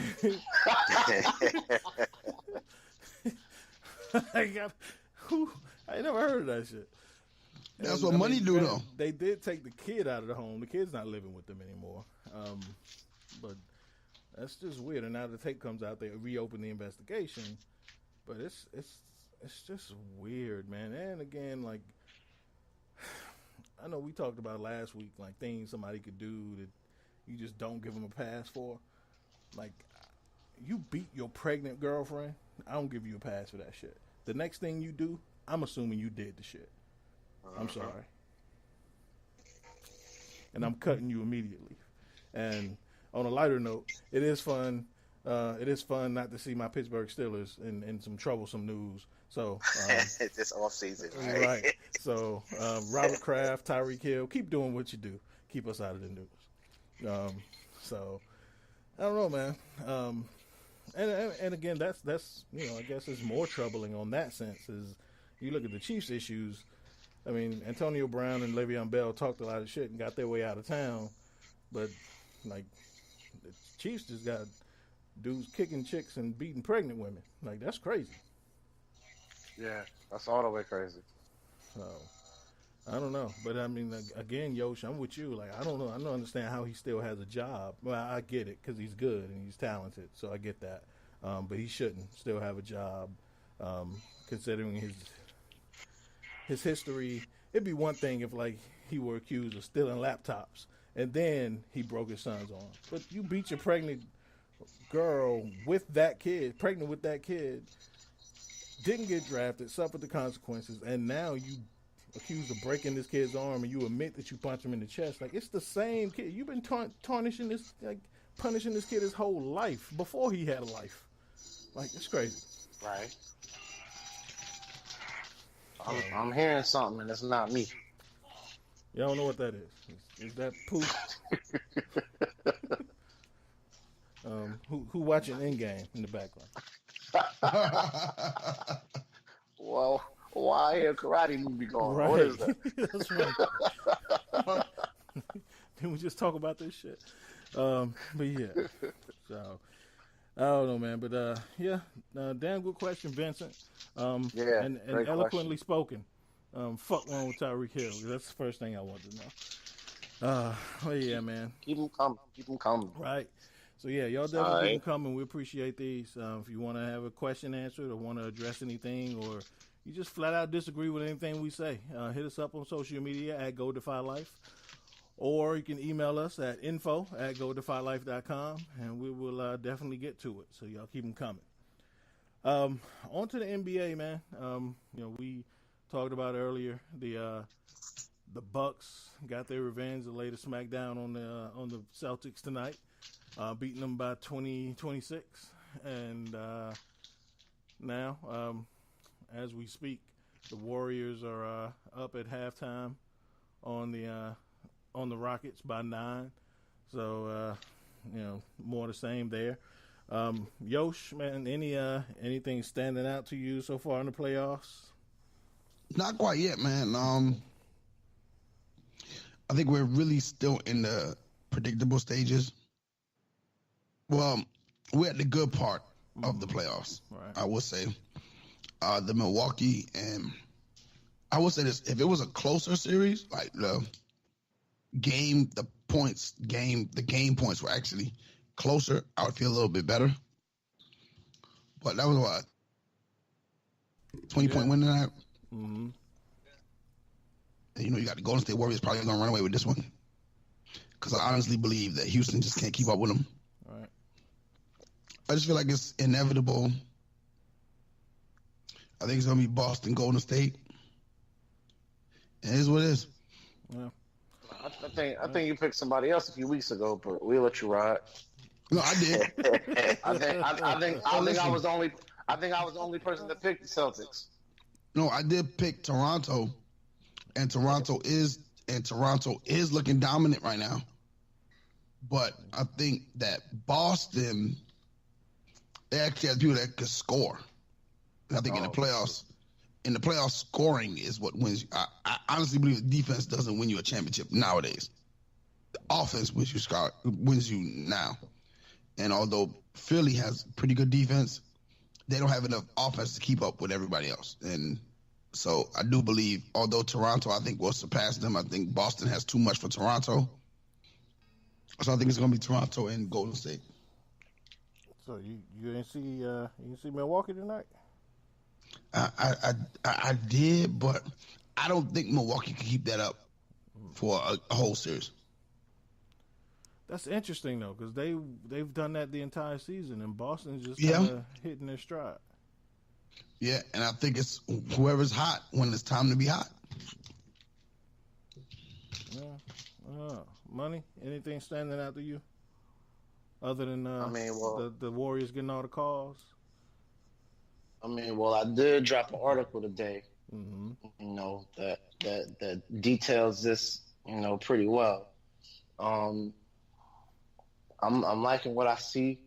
I'm liking what I see out of all the teams. Really, I felt like the Bucks had to get a win tonight. I felt like, they played very, very well. The guys that kind of disappeared in game one, Brooks Lopez, Eric Bledsoe, Middleton played okay, but he played lights out tonight.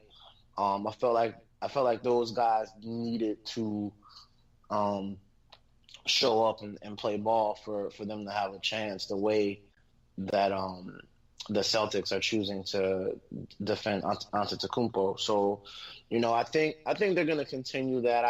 I feel like the Bucks are going to adjust, and their guys are going to, because you just can't keep the Greek Freak from doing the things that he wants to do. But I just felt like they had to get a win tonight. Going on the road to Boston, I felt like if they lost, the series could have got out of hand quick. Right. So, they had to get this win. Now they're going to Boston. I still feel really, really strongly about Boston, and I secretly like the Sixers too. But I did pick Toronto to win the series, but I wouldn't be shocked if Philly did. I don't think the Rockets will have enough for Golden State, and then that other series, I think Denver will pull it out. So, but these series are going to be intense. They're not going to be easy series. They're going to be intense. These guys are focused. Rotations are getting shorter, and guys are coming to play ball. Man, it'll be interesting to see how it shakes out. Absolutely, Al. What say you? First, we got to shout out the big game Dame, Portland. We was on the call, last week, when he was doing his thing. But, that dude right there is one of, you talk about people stepping it up in the playoffs and just showing all of the NBA community and fans that, I am a superstar. I think that's what's going on right there. But I think I picked Golden State and Toronto. At this point, I'm a still hold true with mine. I think I like the analysis about offense and how it wins, and I like what Money's saying about them being contested series. But I also think in offensive series that are contested, I think the superstars, the best players on the court, tend to win in a series. And I think in the East, I think it's going to come down to Kawhi showing that he's the best player in the East. So that's what I'm betting on as I pick Toronto going against Golden State. But either way, I like the fact that the competition has stepped up from one round to the next. I think the Denver, what are they playing? Denver-Portland series is going to be is probably the least rated series. I think people are sleeping on that as a series just because of who's playing. But I think because you got the young cats in Denver who so many people don't know about, I think that's what that is. But they're a really talented, hard-working, play basketball the right way bunch. So I look forward to see, them going against Dame. And again, you got Joker and Dame really trying to put their thing on the map and showing people that, we are like superstars. So I think that's what's the storyline in that series. So all in all, I like what I see in the playoffs right now, but I'm going to hold true with Golden State against Toronto in the final.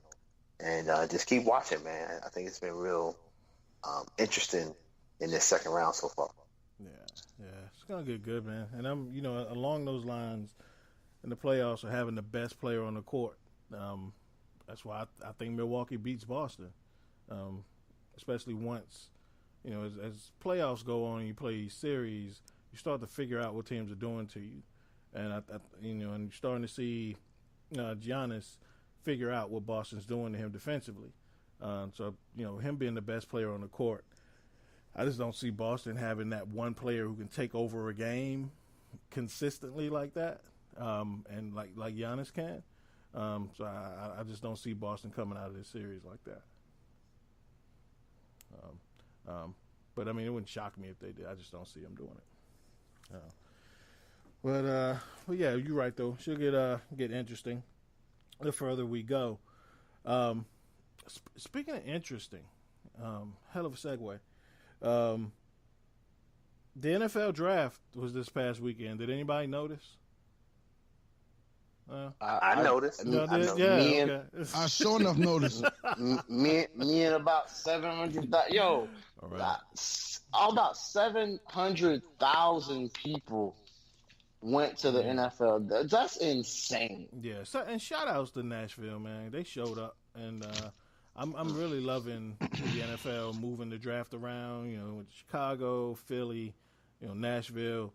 I'm loving them moving it around like this. Kind of gives it a new flavor, and gets all the fans of all all the NFL cities a time to enjoy the draft firsthand. So yeah, man, right.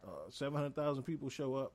They doing something right, and 700,000 people in bad weather. So that's pretty dope, Nashville. Yeah. And it had higher ratings than all the NBA playoff games that night. Right. Oh, apparently the NFL's taking over the world. That's insane. Yeah, and when you like you think about it, like the draft, the NFL draft is of all the big sporting events, it's the one that's not actually a sporting event. Right. And so it's crazy. Like my youngest son, he he's really getting into football now, so it's fun. So he sat down with me and he said, "Oh, Daddy, the draft is tonight. Oh man, let's see who the Steelers get." So I'm trying to explain to him that, man, you're really just sitting around watching a dude call names. So as they're bringing out and introducing the players who were there for the draft, just introducing the guys' names. First thing Lincoln asks is, "So who he get drafted by?" I was like, "Nah, this ain't the draft yet. They just announcing the guys who were there for the draft." So like 5 minutes later, he was like, "Who the Steelers get?" I was like, "Nobody yet, son. They still ain't made the first pick yet." he was like, so finally he figured out, like, man, this shit is boring. How you sit around and watch this? Like, as a 9-year-old, he like, nah, I can't do this. I don't know how you do this, man. So That's funny. So he lasted like halfway through the Cardinals' time for the first pick, and he was like, man, yeah, he was like, yeah, Fortnite is a lot more interesting than this shit. So he ain't quite there yet, but oh man. So Al, we'll get you first. First of all, your Cowboys, like you mentioned last week, you didn't have a first round pick. Not a direct first round pick, so we'll count again Amari Cooper as your first round pick. We already know you're happy with that. But what of the Cowboys' remaining picks? What are your thoughts on your draft? Any favorites of your picks? So I definitely like the fact that they scooped up a couple of running backs. I wasn't really too the one from, I think, Memphis, Pollard. Tony Pollard. I don't know much about him, but since my son is Ohio State fan and I'm a Michigan fan, I've seen Weber play before, and I can understand why he wasn't a high pick because he don't have really a body type, but that dude is explosive, and that type of running back we really haven't had in a long time. Like somebody that, give him the edge and he can go all the way. So I definitely think potentially we could have made a big difference in our running back core, which, what I was saying, before the draft is because of the where they are this season with their roster, they were looking for depth in their roster, not really starter. Right. So, when I look at who they drafted, and we'll see, how they pan out, but we definitely got some depth on our offensive and defensive line and our running back core. So, for me, I definitely am interested to see how these players turn out. Without a first round pick, literally, you're not really looking for that splash from the draft, but knowing that we got Amari Cooper on our roster, I'm happy going forward even without that first round pick. Yeah, and I like Pollard. I think Pollard's might push Tavon Austin off the roster. As a return guy who can, he's more of a weapon. Running back, wide receiver, smaller, quicker guy. So of course younger and cheaper than Austin. So definitely can't go wrong there. So yeah, I like Tony Pollard. And then another dude who I can't remember, who's the offensive tackle y'all drafted? The guy from McGovern, not McGovern. Was it a guard or tackle? I can't remember. Let me look. I know they got I think that third round pick was this. I'm looking at the list now. Connor McGovern. You got Connor McGovern. Maybe it was Connor McGovern, and I like McGovern too. Kind of a lunch pail guy. I was thinking I got a tackle for some reason, but I like McGovern. But before we get to the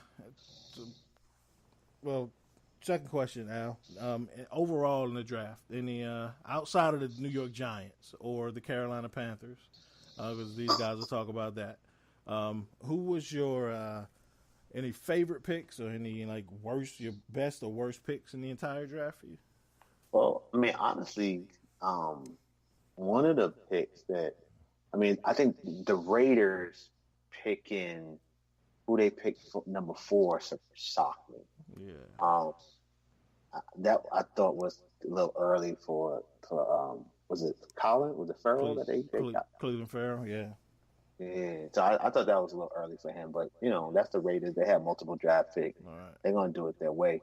But one of the players that I really liked that was drafted was the guy White that y'all picked up. It wasn't Bush. Y'all picked up Bush. Yeah. Bush. I like him. Again, Michigan fan. Got to watch him play a lot. Quick, got good instincts, makes plays, shows up, and reminds me of a smaller but quicker Jalen Smith. And that's he just the instinct and how when he gets there, he's there. Like he brings it when he gets there because he has so much speed. Right. Those guys, when they tackle, they try to run through you. Right. That's what he reminded me of playing in Michigan. But I know the Steelers picked him up looking at a Frazier replacement, a Shazier replacement. So I can get it. That was the guy that kind of stood out. Yeah. Of course, that was my favorite. I could end my part in this conversation now. Once we traded up and I saw we were trading up, I was like, well, there's Devin Bush. I can go to bed now. So I was good. Money. And then what are your thoughts on the Panthers draft? Any favorite picks? Any names that you wish they didn't draft? No, I thought it was a pretty non-exciting draft. I think the draft tells me, a couple of things about what we're looking to do next year. Us bringing in Bruce Irvin, and then we drafted Brian Burns overall. Like, it looks like we could be switching from a 4-3 to a 3-4. Maybe get some outside linebacker, edge rusher, DNs type of guys. Brian Burns he's a light guy, but I really like him. I had him rated in the first round on my board, and I think, we did a lot of offensive and defensive line work. We traded up in the second round to get Greg Little, from Ole Miss to tackle.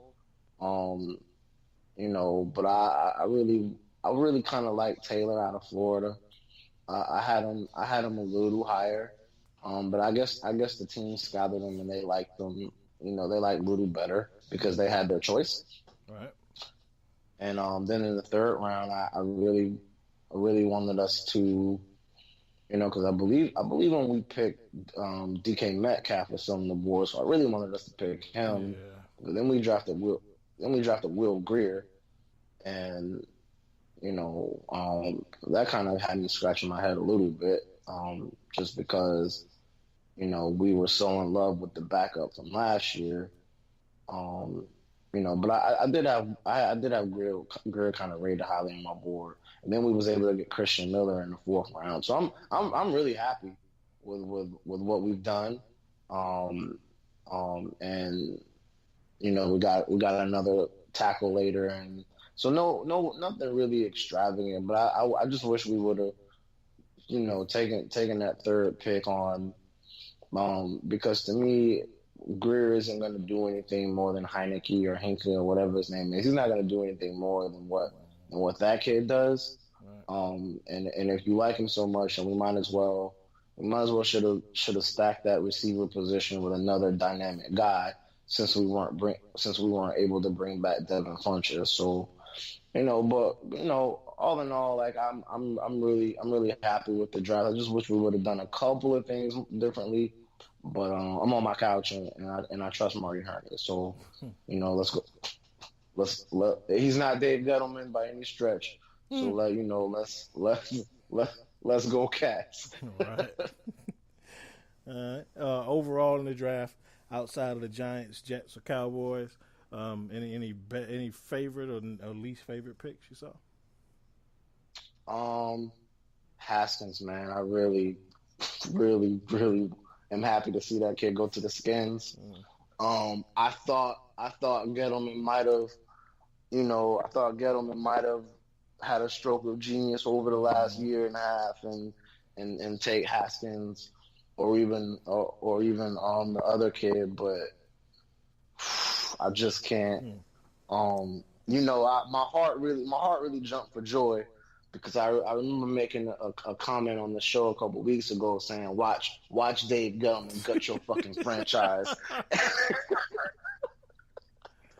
And so my heart really kind of jumped for joy, because I've seen him do, and he's not, he's marginally okay as a GM. So in the draft, his off season and free agent acquisitions are always terrible. So we'll see what happens. But I really like just because I think the Redskins were in real dire need of a quarterback, and just to watch Haskins fall to them and him to just be sitting there when they kind of already covered him, but they were like, no way in hell he's still going to be there. I just think it's a good story. And also real quick, I think Ben Jacobs from Alabama ended up going to the Raiders. I just think that's a great story, great feel-good story. Oh, Josh. Yeah. My bad. Really great feel-good story. I was checking out a little bit on NFL Live, later today, and I just really good story. So those are probably two of my favorite picks. Cool. Yeah. I think the one thing the Panthers draft says to me, and I say this all the time, is the NFL, the contemporary NFL is not so much about positions anymore as it is about roles. And I think, like you said, getting Brian Burns, who is a lighter edge rusher, Christian Miller, who's more of an outside linebacker, lighter edge rusher, just shows that the Panthers were looking for edge rusher roles to fill versus, because nobody really plays, most teams play their base defense, either 3-4, 4-3, maybe 30% of the time anymore. So most teams are in the nickel and the dime. So they're just looking for roles to fill and create mismatches. So it really don't matter no more whether you're a 3-4, 4-3 team because you don't play it anymore. They just need guys to get after the passer. So I really like what they did there. And they get I did like James a little better than Little, but Little may be like the most talented tackle in the draft. He just don't play with an edge, and if the right coach can bring that out of him, you might have gotten a steal. Yeah. But before we get to the entertainment portion of the draft talk, Al, really quick on your Jets. What did you think about their draft? Al got two teams, y'all, so we got to go back. Yeah. Work with me. Double duty. I think at the top part of the draft, I liked what I saw. I mean, I think I'm hoping Q Williams is like the best player in the draft, right? Mm-hmm. And I think when you add him to our defense, we need playmakers, we need stars. We hit big with Jamal Adams, like that, like Leonard Williams. I think this might help him even flourish a little more. So I like what we did at the top part of our draft.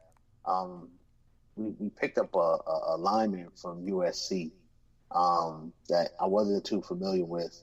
So I know, though, we need linemen, so offensive linemen. Adoga, I think his name is, something like that. So hopefully he adds either some depth or even gets the opportunity to get some burn because, Sam Darnold over the next, few years, still 21 years old, quarterback, second year, we thinking we building this offensive line and building this offense around him. So hopefully he'll be somebody to, be part of the foundation for the squad. And I also like this pass rusher out of Florida, Polite. Yeah. That we'll see. He was a mid-round pick, but we need edge rushers. So it seems like every year we draft in one, hoping that one might be it. It's kind of like a quarterback. You hope in 1 year we're gonna hit that rare find. And at the top of the draft, you have Bosa, and then the guy Allen. Bosa got picked before Q Williams. So, some people thought maybe they could have drafted that rusher out of Kentucky, but I like Williams, and I think he and Bosa really were the best two players in the draft. So if you can't get Bosa, then I'm happy with Williams. I like what I saw. Jets are a couple of drafts away, really, from having the talent to really be competitive. But I like that they're building and adding quality players. So I like the draft. No doubt. Yeah. Ja'Kai Polite could be a steal. Like, if he didn't, totally make a fool of himself and show up fat and out of shape at the combine, he might have been a first-round pick. that will stop. Right. And, just throw team and after team under the bus during his interviews. But, he does have, amazing first step as a pass rusher. Doesn't offer much against the run. He's totally not interested in playing the run. But he is super, super good at bending that edge and getting after the quarterback. If he can commit himself, to being a professional as a football player, he may be the best pass rusher in this draft. But he does have a reputation for being lazy and not working, out off the field. So just a matter of him again becoming a professional.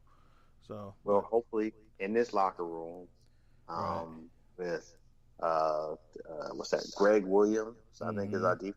Yeah. And now he gets after it. All right. So hopefully with being around some quality players like in terms of character like Williams and Adams and so on. Yeah. And a couple of veterans that are there, Mosley. You know what I mean? Like these gonna be people hopefully who now set the tone in the locker room in terms of what expectations are, that maybe they'll get the best out of this young kid. Because like I said, when you're in a division that is run by Tom Brady, but also has Allen, who I think might be a decent quarterback.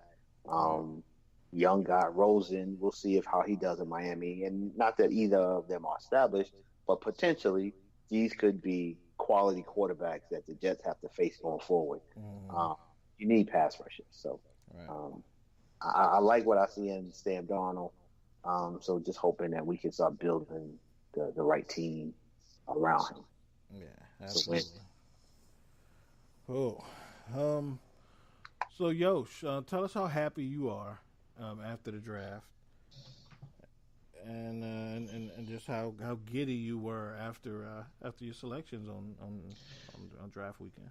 Well, I tried to find a way to articulate what exactly I wanted to say, and I found some other people to say it for me. So just bear with me on this. There is a word for the Daniel Joneses of the world. By the way, even if he turns out to be a great quarterback, you know what it is? It's a phrase. Day two guy. You don't have to spend a first-round pick on Daniel Jones. Haskins went to Washington. Did you notice any other team take a quarterback? No. You could have gotten him in the second round. He's a classic day two guy. Let's say as soon as he picked sixth overall, Daniel Jones, he tried to trade him for a late first-round pick. Wouldn't have gotten it. Could he trade Daniel Jones right now for a second-round pick? I don't know. But he spent the sixth pick in the draft. Let me tell you something. If that's the case, Daniel Jones got to go to the Hall of Fame now. When Gettleman sits up there and says, he's a professional quarterback. Really, Sherlock? You think you took a professional quarterback with a sixth overall pick? For the next 15 years, the Giants have to pay for Gettleman's mistake. Twice a year, every year when they play Washington, and every single time Daniel Jones starts, boy, he better be a Hall of Famer one day. Then I went to Daniel Jones. First of all, the name is corny. How about that? Oh, come on. How about that? Come on now. For the quarterback, right? That's first of all. Secondly, I'm looking at the schedule right here because that's what I do. You know me. I'm very big on resume. Who did you do what against? I mean, hell, I'll look like an all-world boxer if I'm boxing in the mirror. You put me in against somebody that's an all-world fighter. It's a different problem. So I'm looking at this. He threw for 396 yards against Pittsburgh. He threw for 361 yards against North Carolina. Not basketball, football. We're talking about football now, okay? He threw for 423 yards in his last collegiate game against Temple, okay?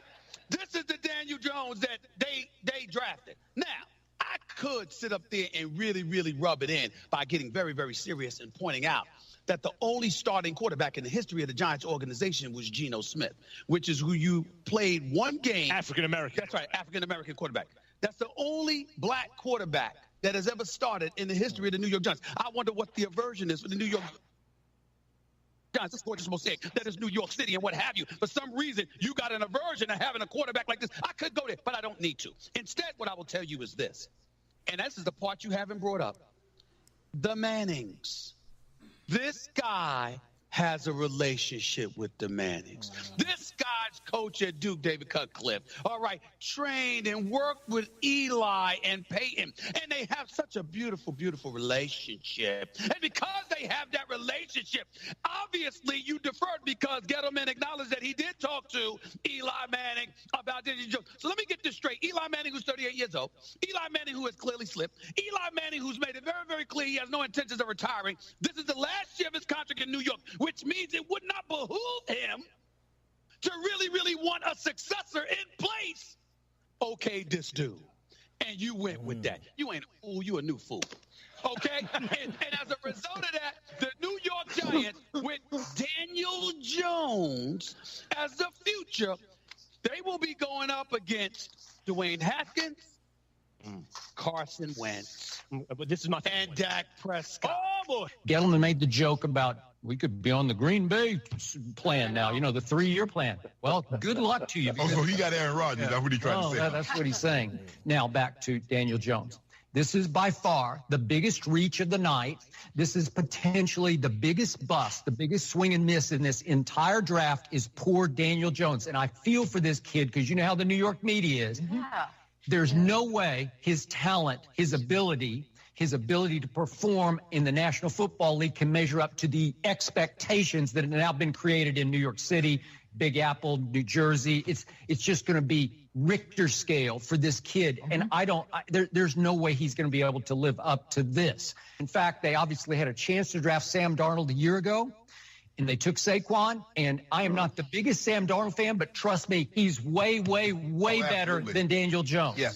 So I watched Daniel Jones, 4 or 5 times last year, and trust me on this. Not once did I ever turn on a Duke game and think, oh, that's a potential first-round pick.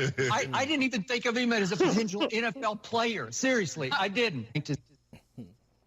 I'm just saying. Word. What you say? I agree with every sentiment that everybody in every single piece of clip that I have done. I feel disappointed in the New York Giants. I feel like we have been set back a couple of years. We will be picking in the top 5 picks over the next couple of years. And Dave Gettleman will be fired within the next 2 years. If he is not fired by the end of this week. This week? That nigga should have been fired yesterday. And I just feel like even if you didn't draft the quarterback, there was an embarrassment of riches at that pick that you could have embarrassment of riches that you could have just gone ahead and chosen, and you didn't. Especially on the defensive side of the ball. Especially on the defensive side of the ball. So it's positions of need. I don't believe like it is with that I say for the entire season, I will wear a brown paper bag over my head. Did he completely fuck up the first round? He completely fucked up the draft. If you look at the entire draft, because you traded up to get a corner that you could have got in the second round. So now we didn't have a second round pick at all. Right. And what got me was not only, the whole Daniel Jones thing, could have gotten him at 17 if you really want him in the first round. Nobody was going to take him. Secondly, if with that 17th pick you end up taking a defensive tackle, why not take the best tackle at 6 when you could have had a dude from Houston? Yeah. Ed Oliver. You could have had Ed Oliver at 6. Ed Oliver, and I was against that pick because I thought you should pick the quarterback, Dwayne Haskins, but you didn't. Dwayne Haskins, who grew up a New York Giants fan, Dwayne Haskins, who could have been your starting quarterback next 12, 15 years.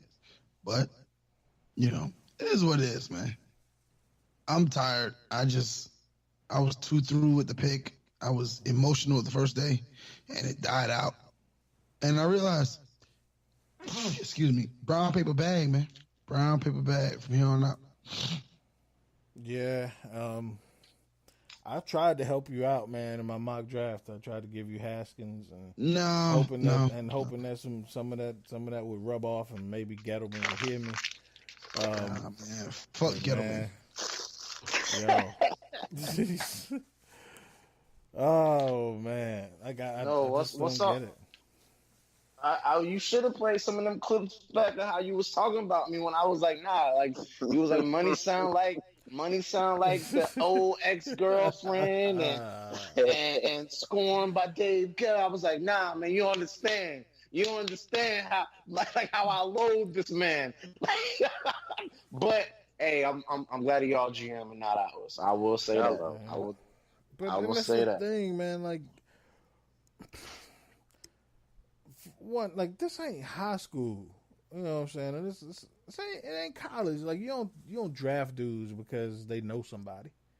You know what I'm saying? Like he's got a relationship with the Manning family, and he was with the Duke where Peyton Manning's old head David Cutcliffe is there. He went to the Manning Passing Academy for 3 years. Like you don't do that. It's the NFL. So I always say, generally, I would say if you picking 6, whatever they were picking, and if that's your guy, you get your guy. Don't care what nobody else says. If that's your dude, you get him, especially if it's a quarterback. Because in 10 years, when you've been fired, at least you can look yourself in the mirror and say, I went with my guy, and I went down swinging. But when you have a second first-round pick, and there's no chance anybody else is going to take Daniel Jones before 17, however you want to spin it. Right. That I cannot get behind because, as you just said, there was a plethora of talent there at positions of need. So Josh Allen is there. You just lost Olivier Vernon. Plug in Josh Allen. But Dave Gettleman says you don't ever draft out of need. You always draft best player available. That's bullshit. Every GM says that. And so that's his. Right. So every GM says that. But if that's the case, if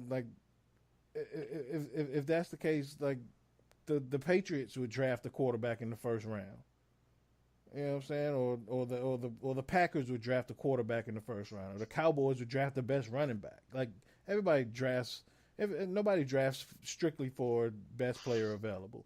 So GMs will say that shit all the time, but it's always a mixture of the two. Sometimes you do have to draft for need.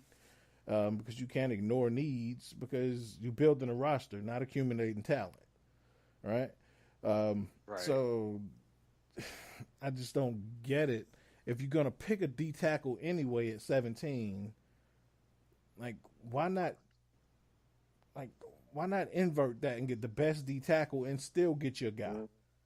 I don't get it. But and then I think what gets me with Gettleman, and it's like this with a lot of football people, it's his ego because he's not contrite about anything, and so I know it's not his job to get people to like him, but he comes across as so damn smug and unlikable that he gonna get his ass run out of town. Oh God, yes, it's gonna be funny. He's very unlikable. He's very unlikable. He's not a player's GM at all. Nah, and he's it's like he's not a player's GM. It's like he's never had any media training. He's just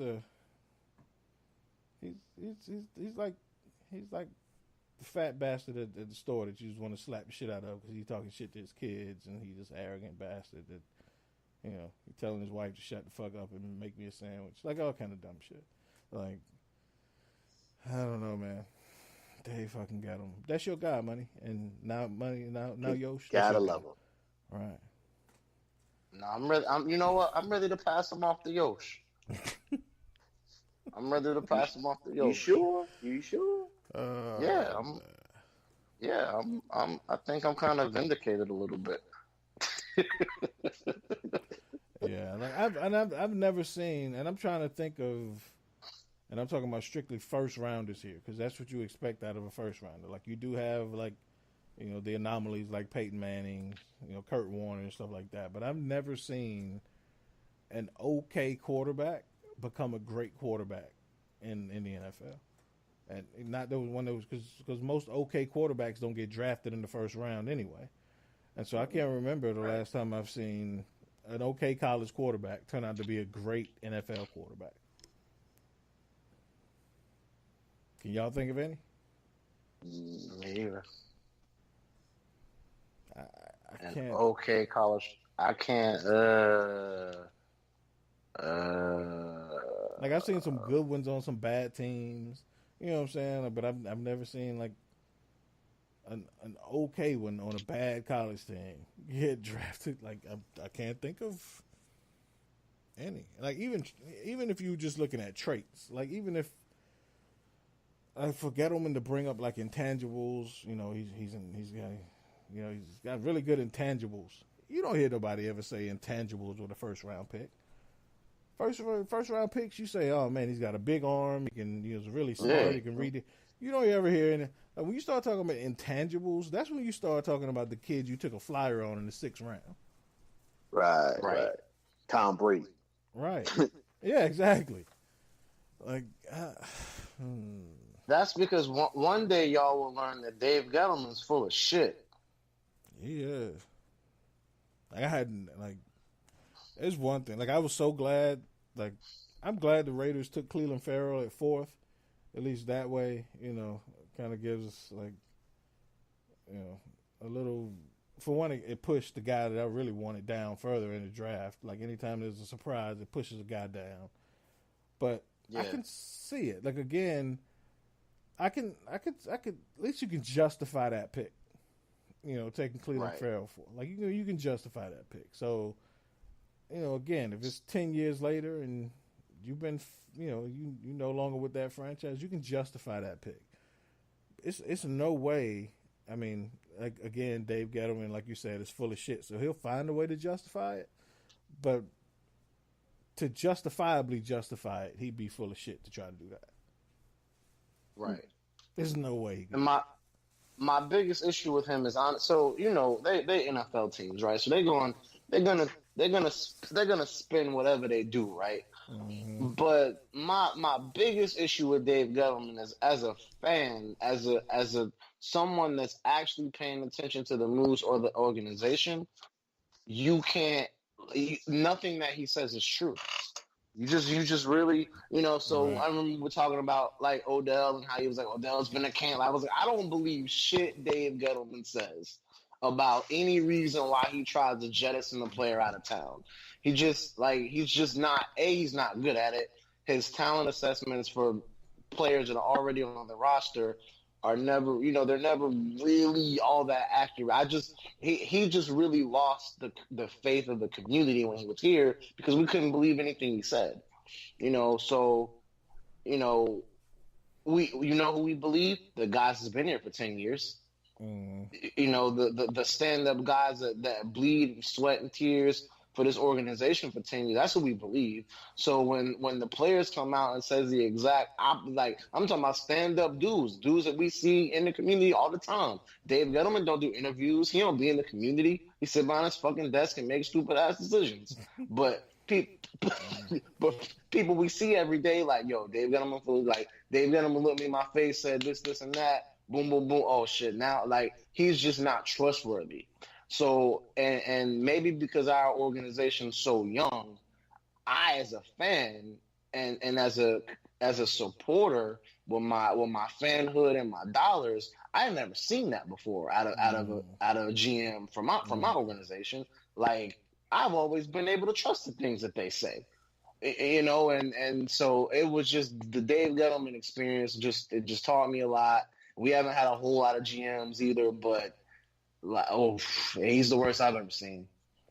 So can I just say something? Like I don't know Gettleman that well, but just listening to people talk about him, you talking about him being untruthful, he incompetent, he not good with the media, he not good with brothers, he hook up people like because of relationships, just because of people they know. He not trustworthy. People passionately against him. Like, you listen to Money, he going off and off.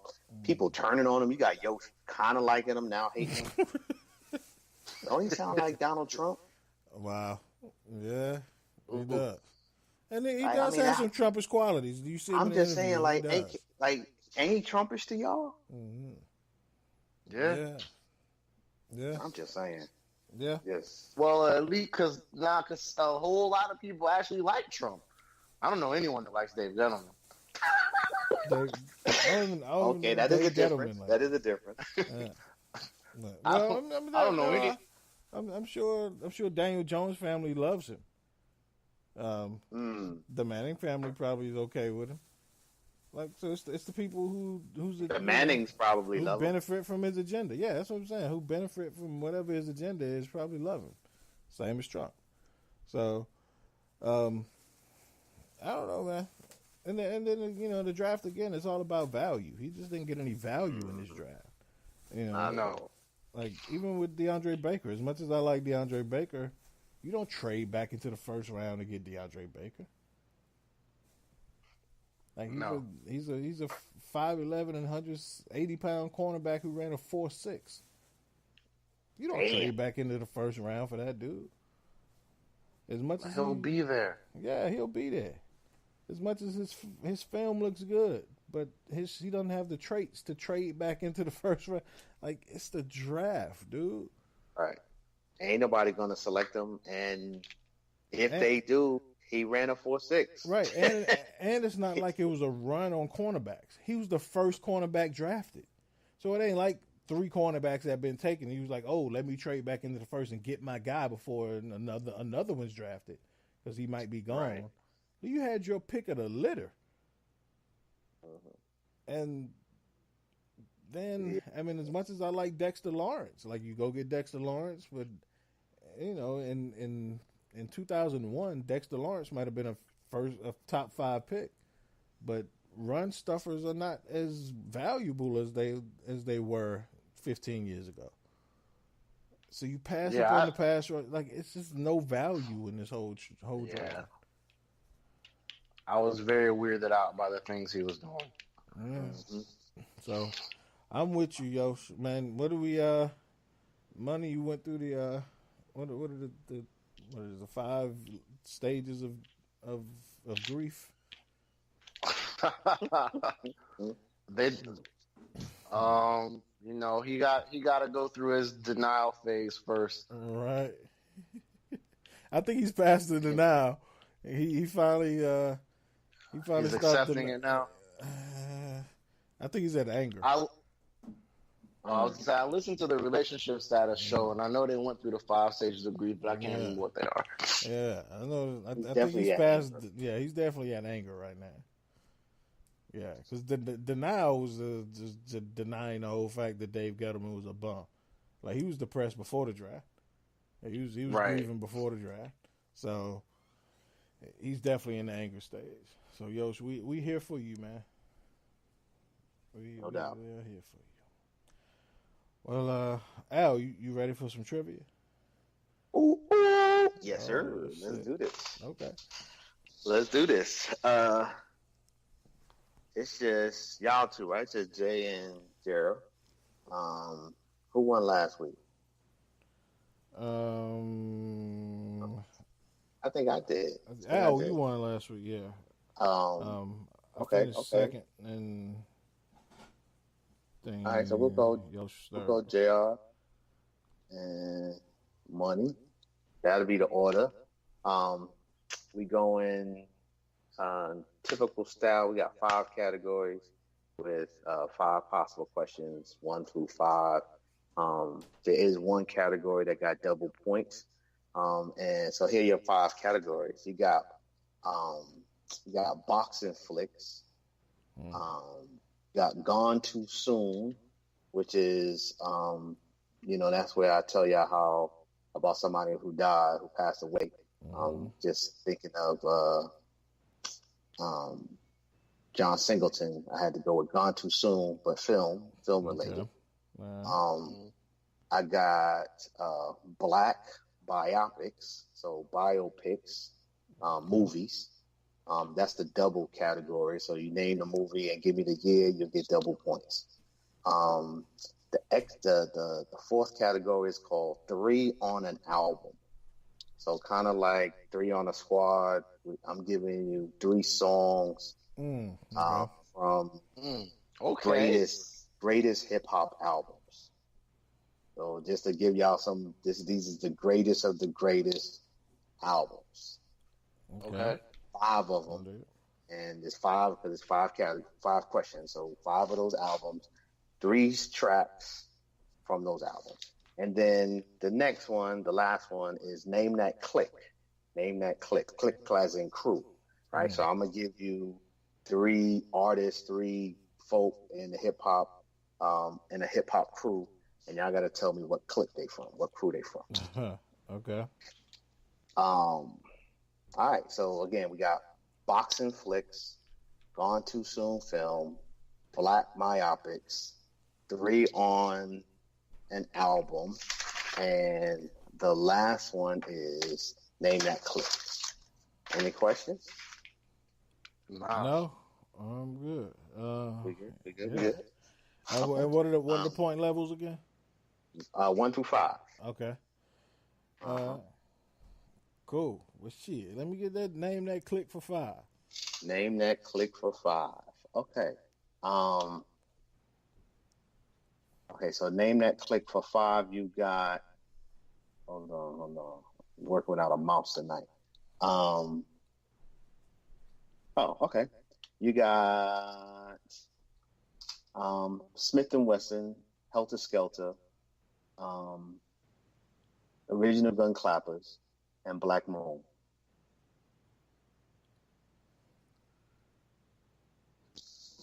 Holy shit, you gotta be kidding me. My mind is blank. 10, 9, 8, 7, 6, 5, 4, 3, 2, 1. What's your answer? I have to go and man, like my mind is blank. I know you're gonna say it, and I'm gonna shoot myself. That would be the boot camp click. Boot camp click. What the fuck, man? I need to. That would be the BCC. Yeah. Jesus. Okay, what you got, money? Let me get that Gone Too Soon for 3. Gone Too Soon for 3. Gone Too Soon for film. Okay, so this actor was on Saturday Night Live. He was born in Madison, Wisconsin. He died in 1997 from a drug overdose at the age of 33.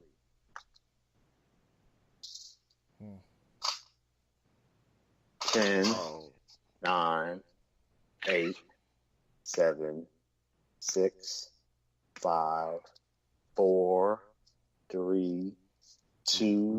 Robin Williams? No, that was Chris Farley. Oh, shit. That was Chris Farley. Okay.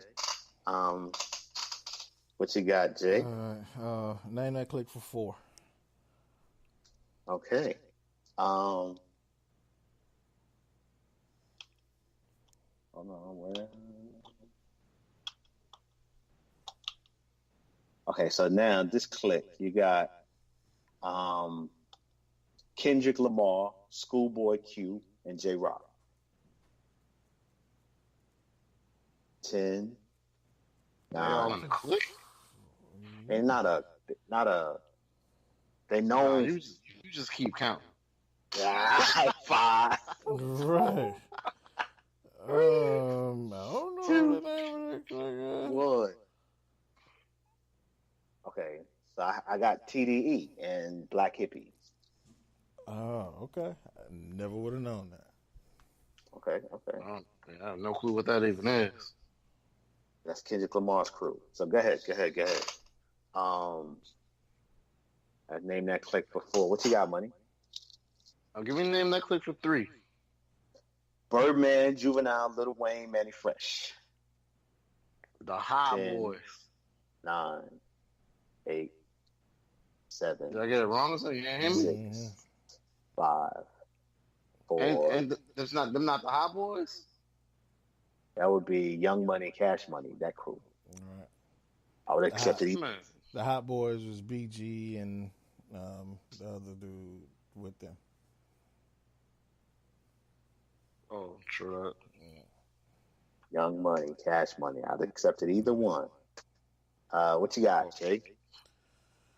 Shit, let me get name that click for 2. Cameron, Jim Jones, Jules Santana. 10, 9, 8, 7, Deal. 6, 5, 4. Yo, man, my mind is blank. I ain't no good to nobody tonight. I'm just gonna stop. This is shit. Final answer? Yeah, I can't think. Dipset. I fucking hated them dudes. Like, one knows one knows the other. Right. Okay, last. Next Give me one. let me close it out for 1. Let me see what we got. This is going to be Jizza, Master Killer, and You God.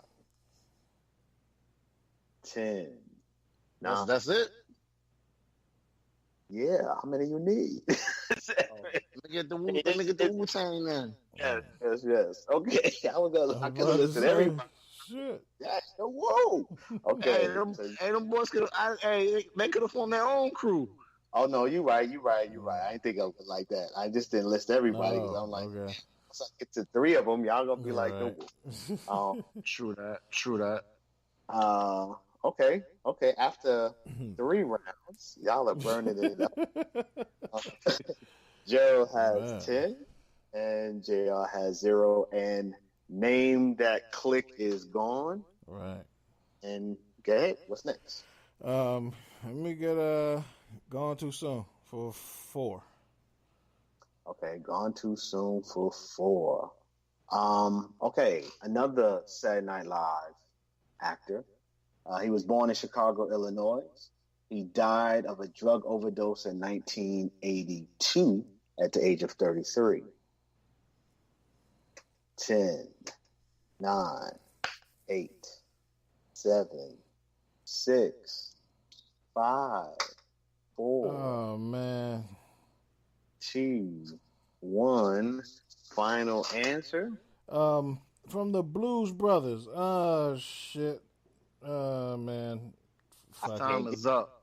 Yeah, James Belushi. James Belushi. John Belushi. John Belushi. Oh, yeah, John Belushi. Jim or James, whichever one he decided to go by that year. James is his brother. Yeah, his younger brother. Yeah. I knew it was one of them. Yeah. Okay. Where you headed, Gerald? What's left in Gone Too Soon? Gone Too Soon, you still have 50, a 20, and a 10. Give me the 20. Okay, this actor, he was shot in the head in 2002. He was shot in the head and killed as he and his best friend, a former child actor, were in a car leaving another man's house in Crenshaw district of Los Angeles. He was 26 years old, and he was on the Steve Harvey show. 10, 9, 8, 6, 2002. 4, 3, 2. Santana? Yes, Merlin Santana. Oh, he didn't give you no first name though. We can get just last names. I mean, that's all I knew. I'm saying, but that's a good point, Jay. I could have just said Belushi, and I could have got that because you're right. We're gonna have to. Santana could have been the guitar player. Santana. Oh, right. You're right. Hey, man. I'm saying, I mean, you've been on you done enough trivia money to know you got to get a full answer, man. Right. All right. We gotta have to. I gotta get half point. What? Hey, you've been here long enough to know we don't give half points. So let's that kid said Santana. We redo that question. We might redo that question. Let's see how the game plays out. All right. So we'll just put. All right. We'll see how the game play out, but we might have to redo that because he had more time, so I can't just take the points from him. He could have. Yeah, you was dinging me with the correct answer though. So let's see, Jay. I feel you. Good challenge. Good challenge. Yeah, I definitely challenge that. That's a good challenge, though. That's a good challenge, though. That's a good challenge, though. It sound like a poo answer. Smith, I got it. You told him he could poo tonight though, so don't. Right, you gave him that. Right. What you got? What's next? Is it still my go because we throwing that question out? What we doing? What's going on? Now we'll come back. If we need to give you another question, I'll give you another. All right. Right now you winning. Nothing. We'll just see if that 30 points. Well, no, 20 points. That 20 points will make a difference. All right. And we get gone too soon. For you got 5 or 1.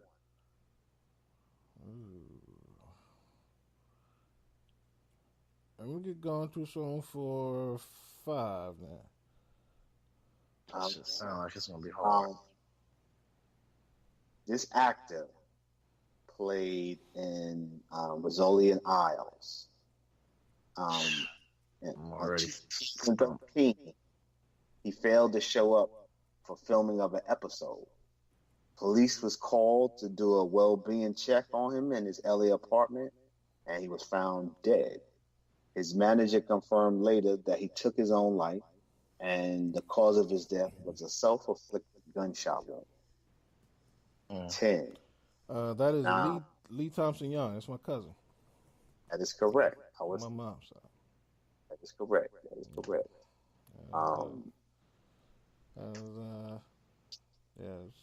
Sad that's my cousin on my mom's side. I'll never forget that day. Wow. Okay. I'm gonna close out going too soon for 10 then. 50. You got for 10. She was born in Brooklyn, New York. She was in Romeo Must Die, and she died in a plane crash. Oh, that's my boo, Aaliyah. That would be Aaliyah. And I don't know her last name, so we ain't gonna hold that against I don't know her last name either. Yeah, I don't know her last. I don't even think she got no last name, Jay. The whole world was on first name basis with Aaliyah, not Santana. Not Santana, not that Santana. Right, exactly. Hey, I kept wanting to scream out Jemele Santana, but I was like, nah, that's not that wrong Santana. But the Dipset question had me. Oh yeah, go carry on. By the way, Aaliyah's last name was Houghton. Never knew that. Never knew that. I appreciate it. Great artist. Yes, absolutely. Okay, so on you, Jay. At we in round 6. All right. Well, shit. What's the other categories? We done ran through just you 2. You got boxing flicks. You got, and you still got 1 through 5. Mm-hmm. You got black biopics 1 through 5, double points. And you got 3 on an album. All right. Then we get boxing flicks for 4. All right. For which one? 4. Okay. This movie, it was a biography of a sports legend focusing on his triumphs and controversies between 1964 and 1974. Ali. That would be Ali. Starring Will Smith. For 40 points. All right, Gerald, what you got? Let me go boxing flicks for the 30. For the 3. This movie, the former world heavyweight champion serves as a trainer and a mentor to the son of his late friend and former rival. Sounds like Creed 1. That would be Creed 1. Go ahead, Jay. Nah, shit. Let me get boxing for 5. All right. This one, you got the story of a boxer wrongly accused for murder and the people who aided in his fight to prove his ignorance. Innocence.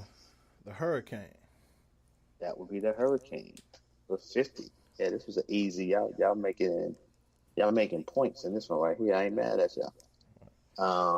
What you got?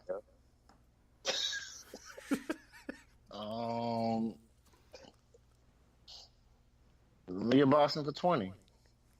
A determined woman works with a hardened boxing trainer to become a professional. $1 Million Baby. That would be $1 Million Baby. It's one of my favorite movies ever. Right. Okay. Like that movie too. What you got, Jay? Let me get 3 from this album. Which one? For 3. Okay. 3 for 3. Bitches ain't shit. Let me ride.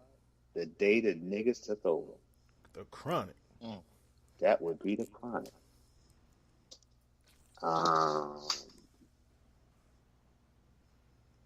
It's 3 on an album. Okay. What you got, Gerald? Don't we have one more in Boxing don't we have one more in boxing flicks? You got 10 in boxing flicks, yes.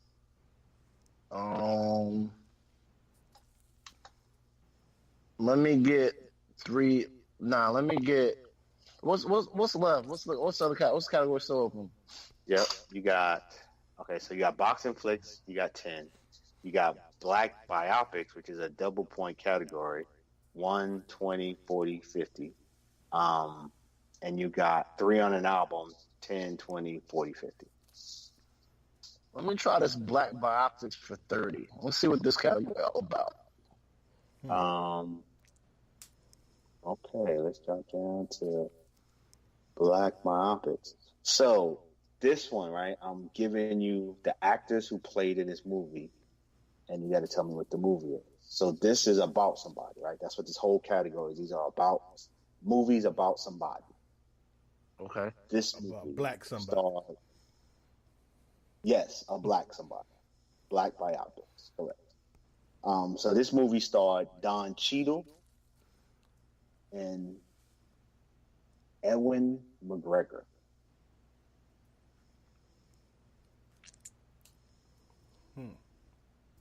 When was it made? That's your part. Right. I'm not telling you the name. I'm not telling you the. Dang, that's all I. That's all I get. No, because you're. Right? So, all I need to know is the name of the movie. Let me be clear to get the double points. Because I might have given you wrong advice. You got to give me the name of the movie and also who it was. Only on a few of these, actually. So only a few of these are double. I know I'm kind of switching it up. So only a few of these are double because some of them, the name is actually in their title. So that's why it's a little fucked up. So when the name is not in the title, if you give me who the movie is named after, who the movie was made after, you'll get the double points, if that makes any sense. But there's a couple of them where the name is actually in the title. I ain't going to give y'all double points for that. All right. Okay? So that's all I'm giving you. Who the stars were, and then you got to tell me the name of the movie. And if you get that right, who it was made after or for, and I'll give you double points. I hope that was pretty clear, listeners and contestants. That shit's confusing as hell. So, yeah, but I'm telling you, Don Cheadle and Ewan McGregor. If you tell me the name of that movie, what they starred in, they only starred in one movie about somebody. If you can tell me the name of that movie and who it was after, who the movie's about, I know this one. You get double points. So you want to know the name of the movie? Correct. And then who the movie is about. The movie's about somebody. It's a biopic. So name of the movie gets you single points. Who the movie's about gets you double. So. Okay. I see what you're saying. So, like 42. 42 is in one of these movies. But if it was 42, and then it was like, okay, who's it about? Jackie Robinson. All right, you get double points. All right. You with me? So go back. Don Cheadle. All right, so Don Cheadle, and Ewan McGregor. And I only know Don Cheadle of being 6. 2 black movies. One is Rosewood, and one is like Black Monday or some shit like. Okay. So no, that's not it.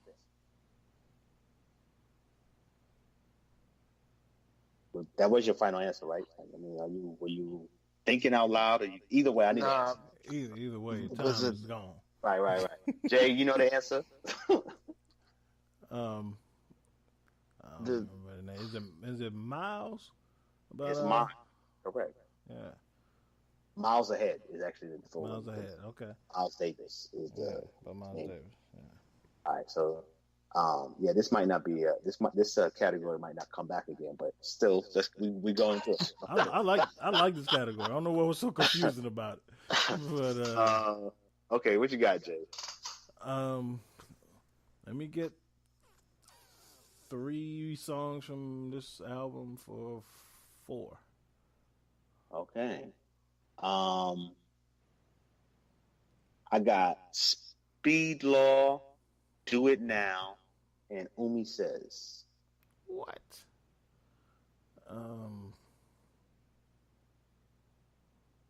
8. Shit, I don't even know. Arrested Development. Most Def. Oh, I knew it. First album. Okay. Both Sides. All right. Okay. Okay. Next, that was 3 on an album for 4. Okay, what you got, Mike?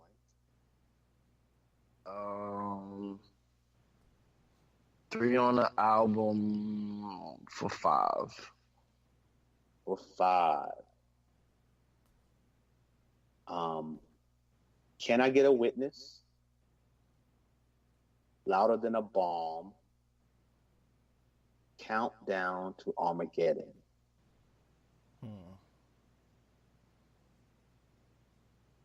Can I Get a Witness? What was the second song? Countdown to Armageddon. 7, 6, 5, 4, 3, 2, 1. Final answer? I don't know. The name of the album is It Takes a Nation of Millions to Hold It Back. Public Enemy.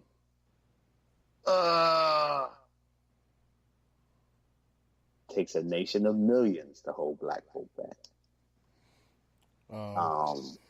Let me get a score check. Score check. 170 to 190. Who up? You are. I'm up. JR is up. Let me get. Okay, what's left? Boxing flicks, 10 and 50. Black biopics, 120, 50. 3 on an album, 1 and 2. We get boxing flicks for 50. Boxing flicks for. Oh no, I'm sorry. We did that. That was I thought that was done. Yeah, you're right. That was Hurricane. Okay. My system. Gotcha. So is it boxing for 10? Boxing for 10. And Myopics for 10, 20, 50. Okay. And we get biopics for 50. Woo. Kid trying to put me away. I am. Yeah, he is. So this stars Cicely Tyson. All right, so this is 50. You gonna earn your 50. Cicely Tyson, 1974, did a television movie based on a novel by Ernest J. Gaines. It was a story of a black woman in the South who was born into slavery in the 1850s and lived to become a part of the civil rights movement in the 1960s. 10, 9. Oh, I remember this. 7. Autobiography of Miss Jane Pittman. Autobiography of Miss Jane Pittman it is. I remember that as a kid. That one you will not get. Oh, yeah. Okay. 50 points, because I'm assuming you would guess it was about Jane Pittman. All right. Well, Santana. One of them. What you got, money? So that kid didn't get those points? Yeah, this didn't get double. Oh. Let me close out the boxing for the 10. Okay, this movie is about a small-time boxer who gets a rare shot to fight a heavyweight champion in a bout in which he strives for self-respect.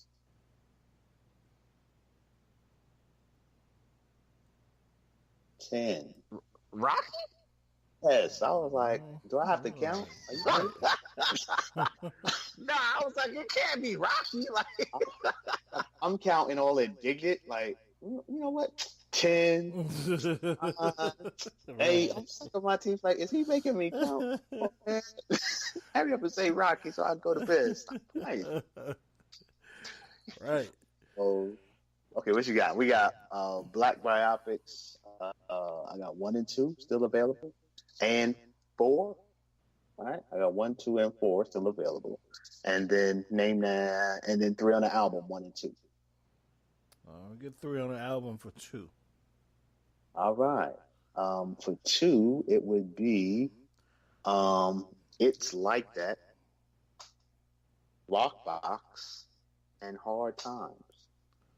Oh, man, which one is this? Is that 9, 8, 7. Run DMC Tougher Than Leather? No.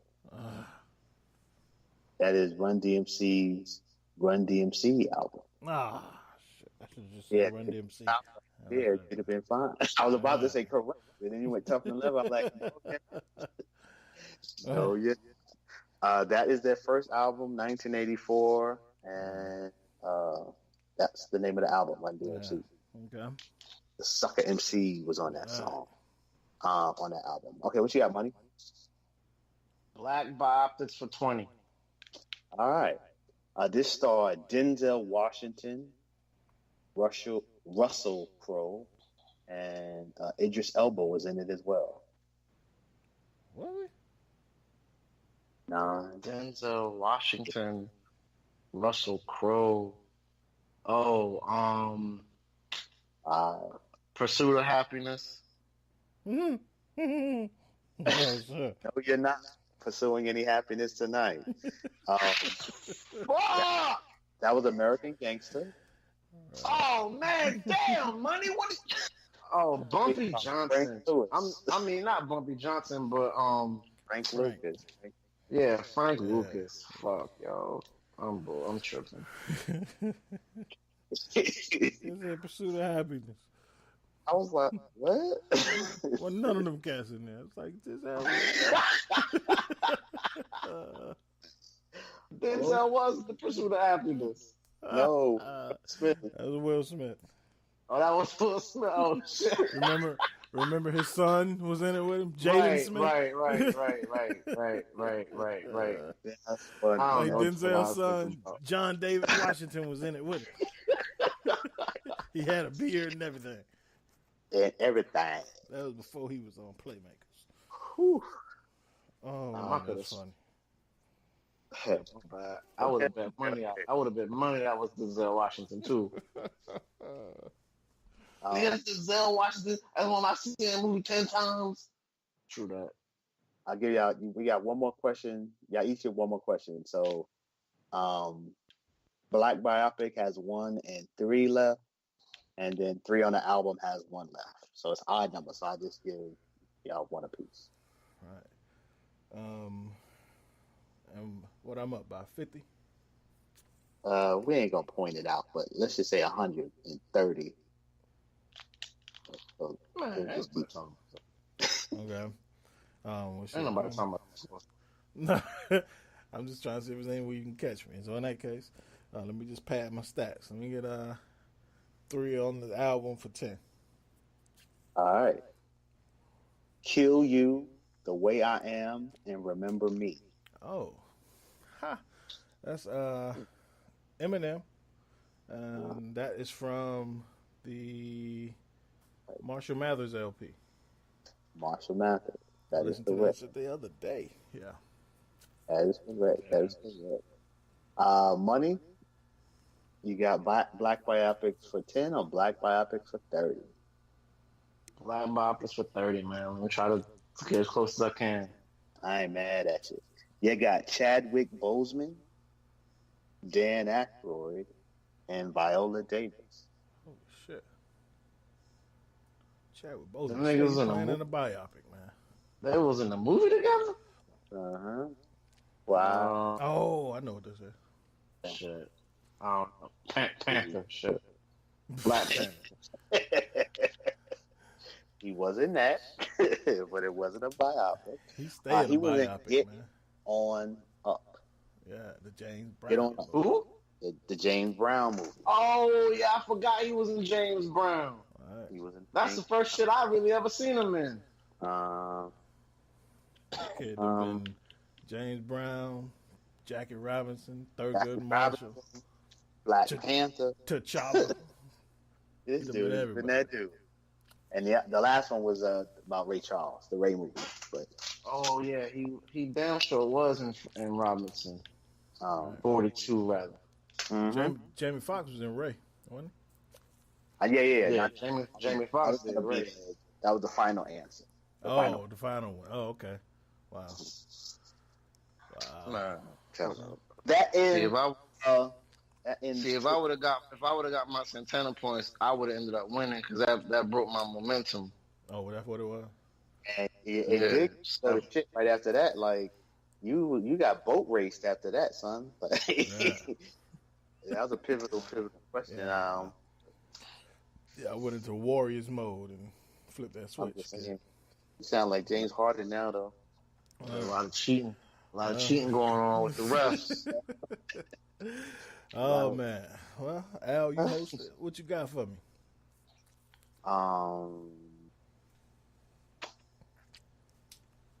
Man, it's just the start of May. So as it is actually the beginning of May, which is my first month season.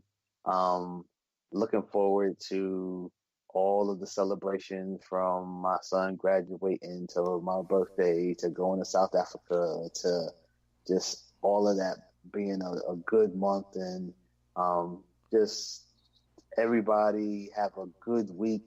I enjoyed this show, enjoyed hosting, enjoyed y'all, and see y'all next week, man. I'll have a birthday party to talk about after next week.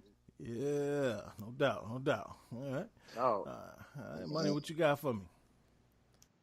Hey, man, once again, man, just always want to show gratitude and thanks to the listeners, the fans, West Coast Jay, special shout out to you. I know you told me a couple weeks back I was your favorite and the star of the show. So, I appreciate that. And, so shout out to y'all, man. Continue to support. And once again, man, my city, man, just prayers out to my city for the shooting.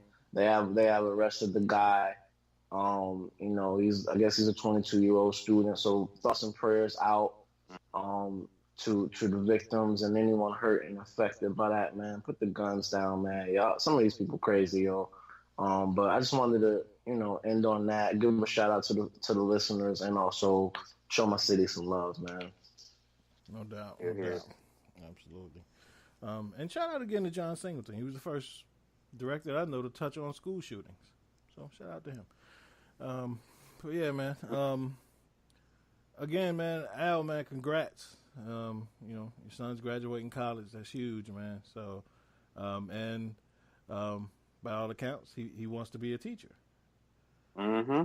So we talked about this a couple weeks ago as well, that we need more black male teachers in school. So shout out to Alvin Benjamin, another member of the Defy Life crew. So, yeah, man, proud of you, proud of your son, and your daughter's doing big things, and got y'all traveling to Cape Town and all kind of stuff. Okay, got me going. Right.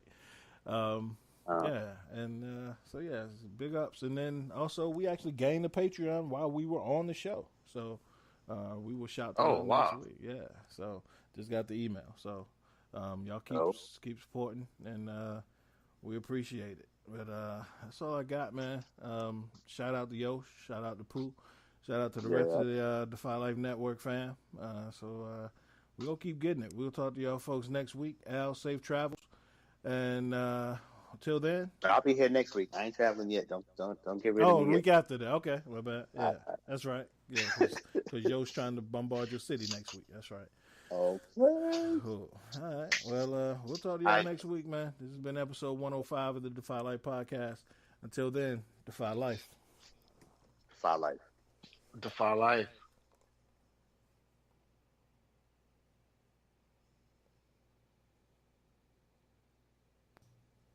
Hey, Siri.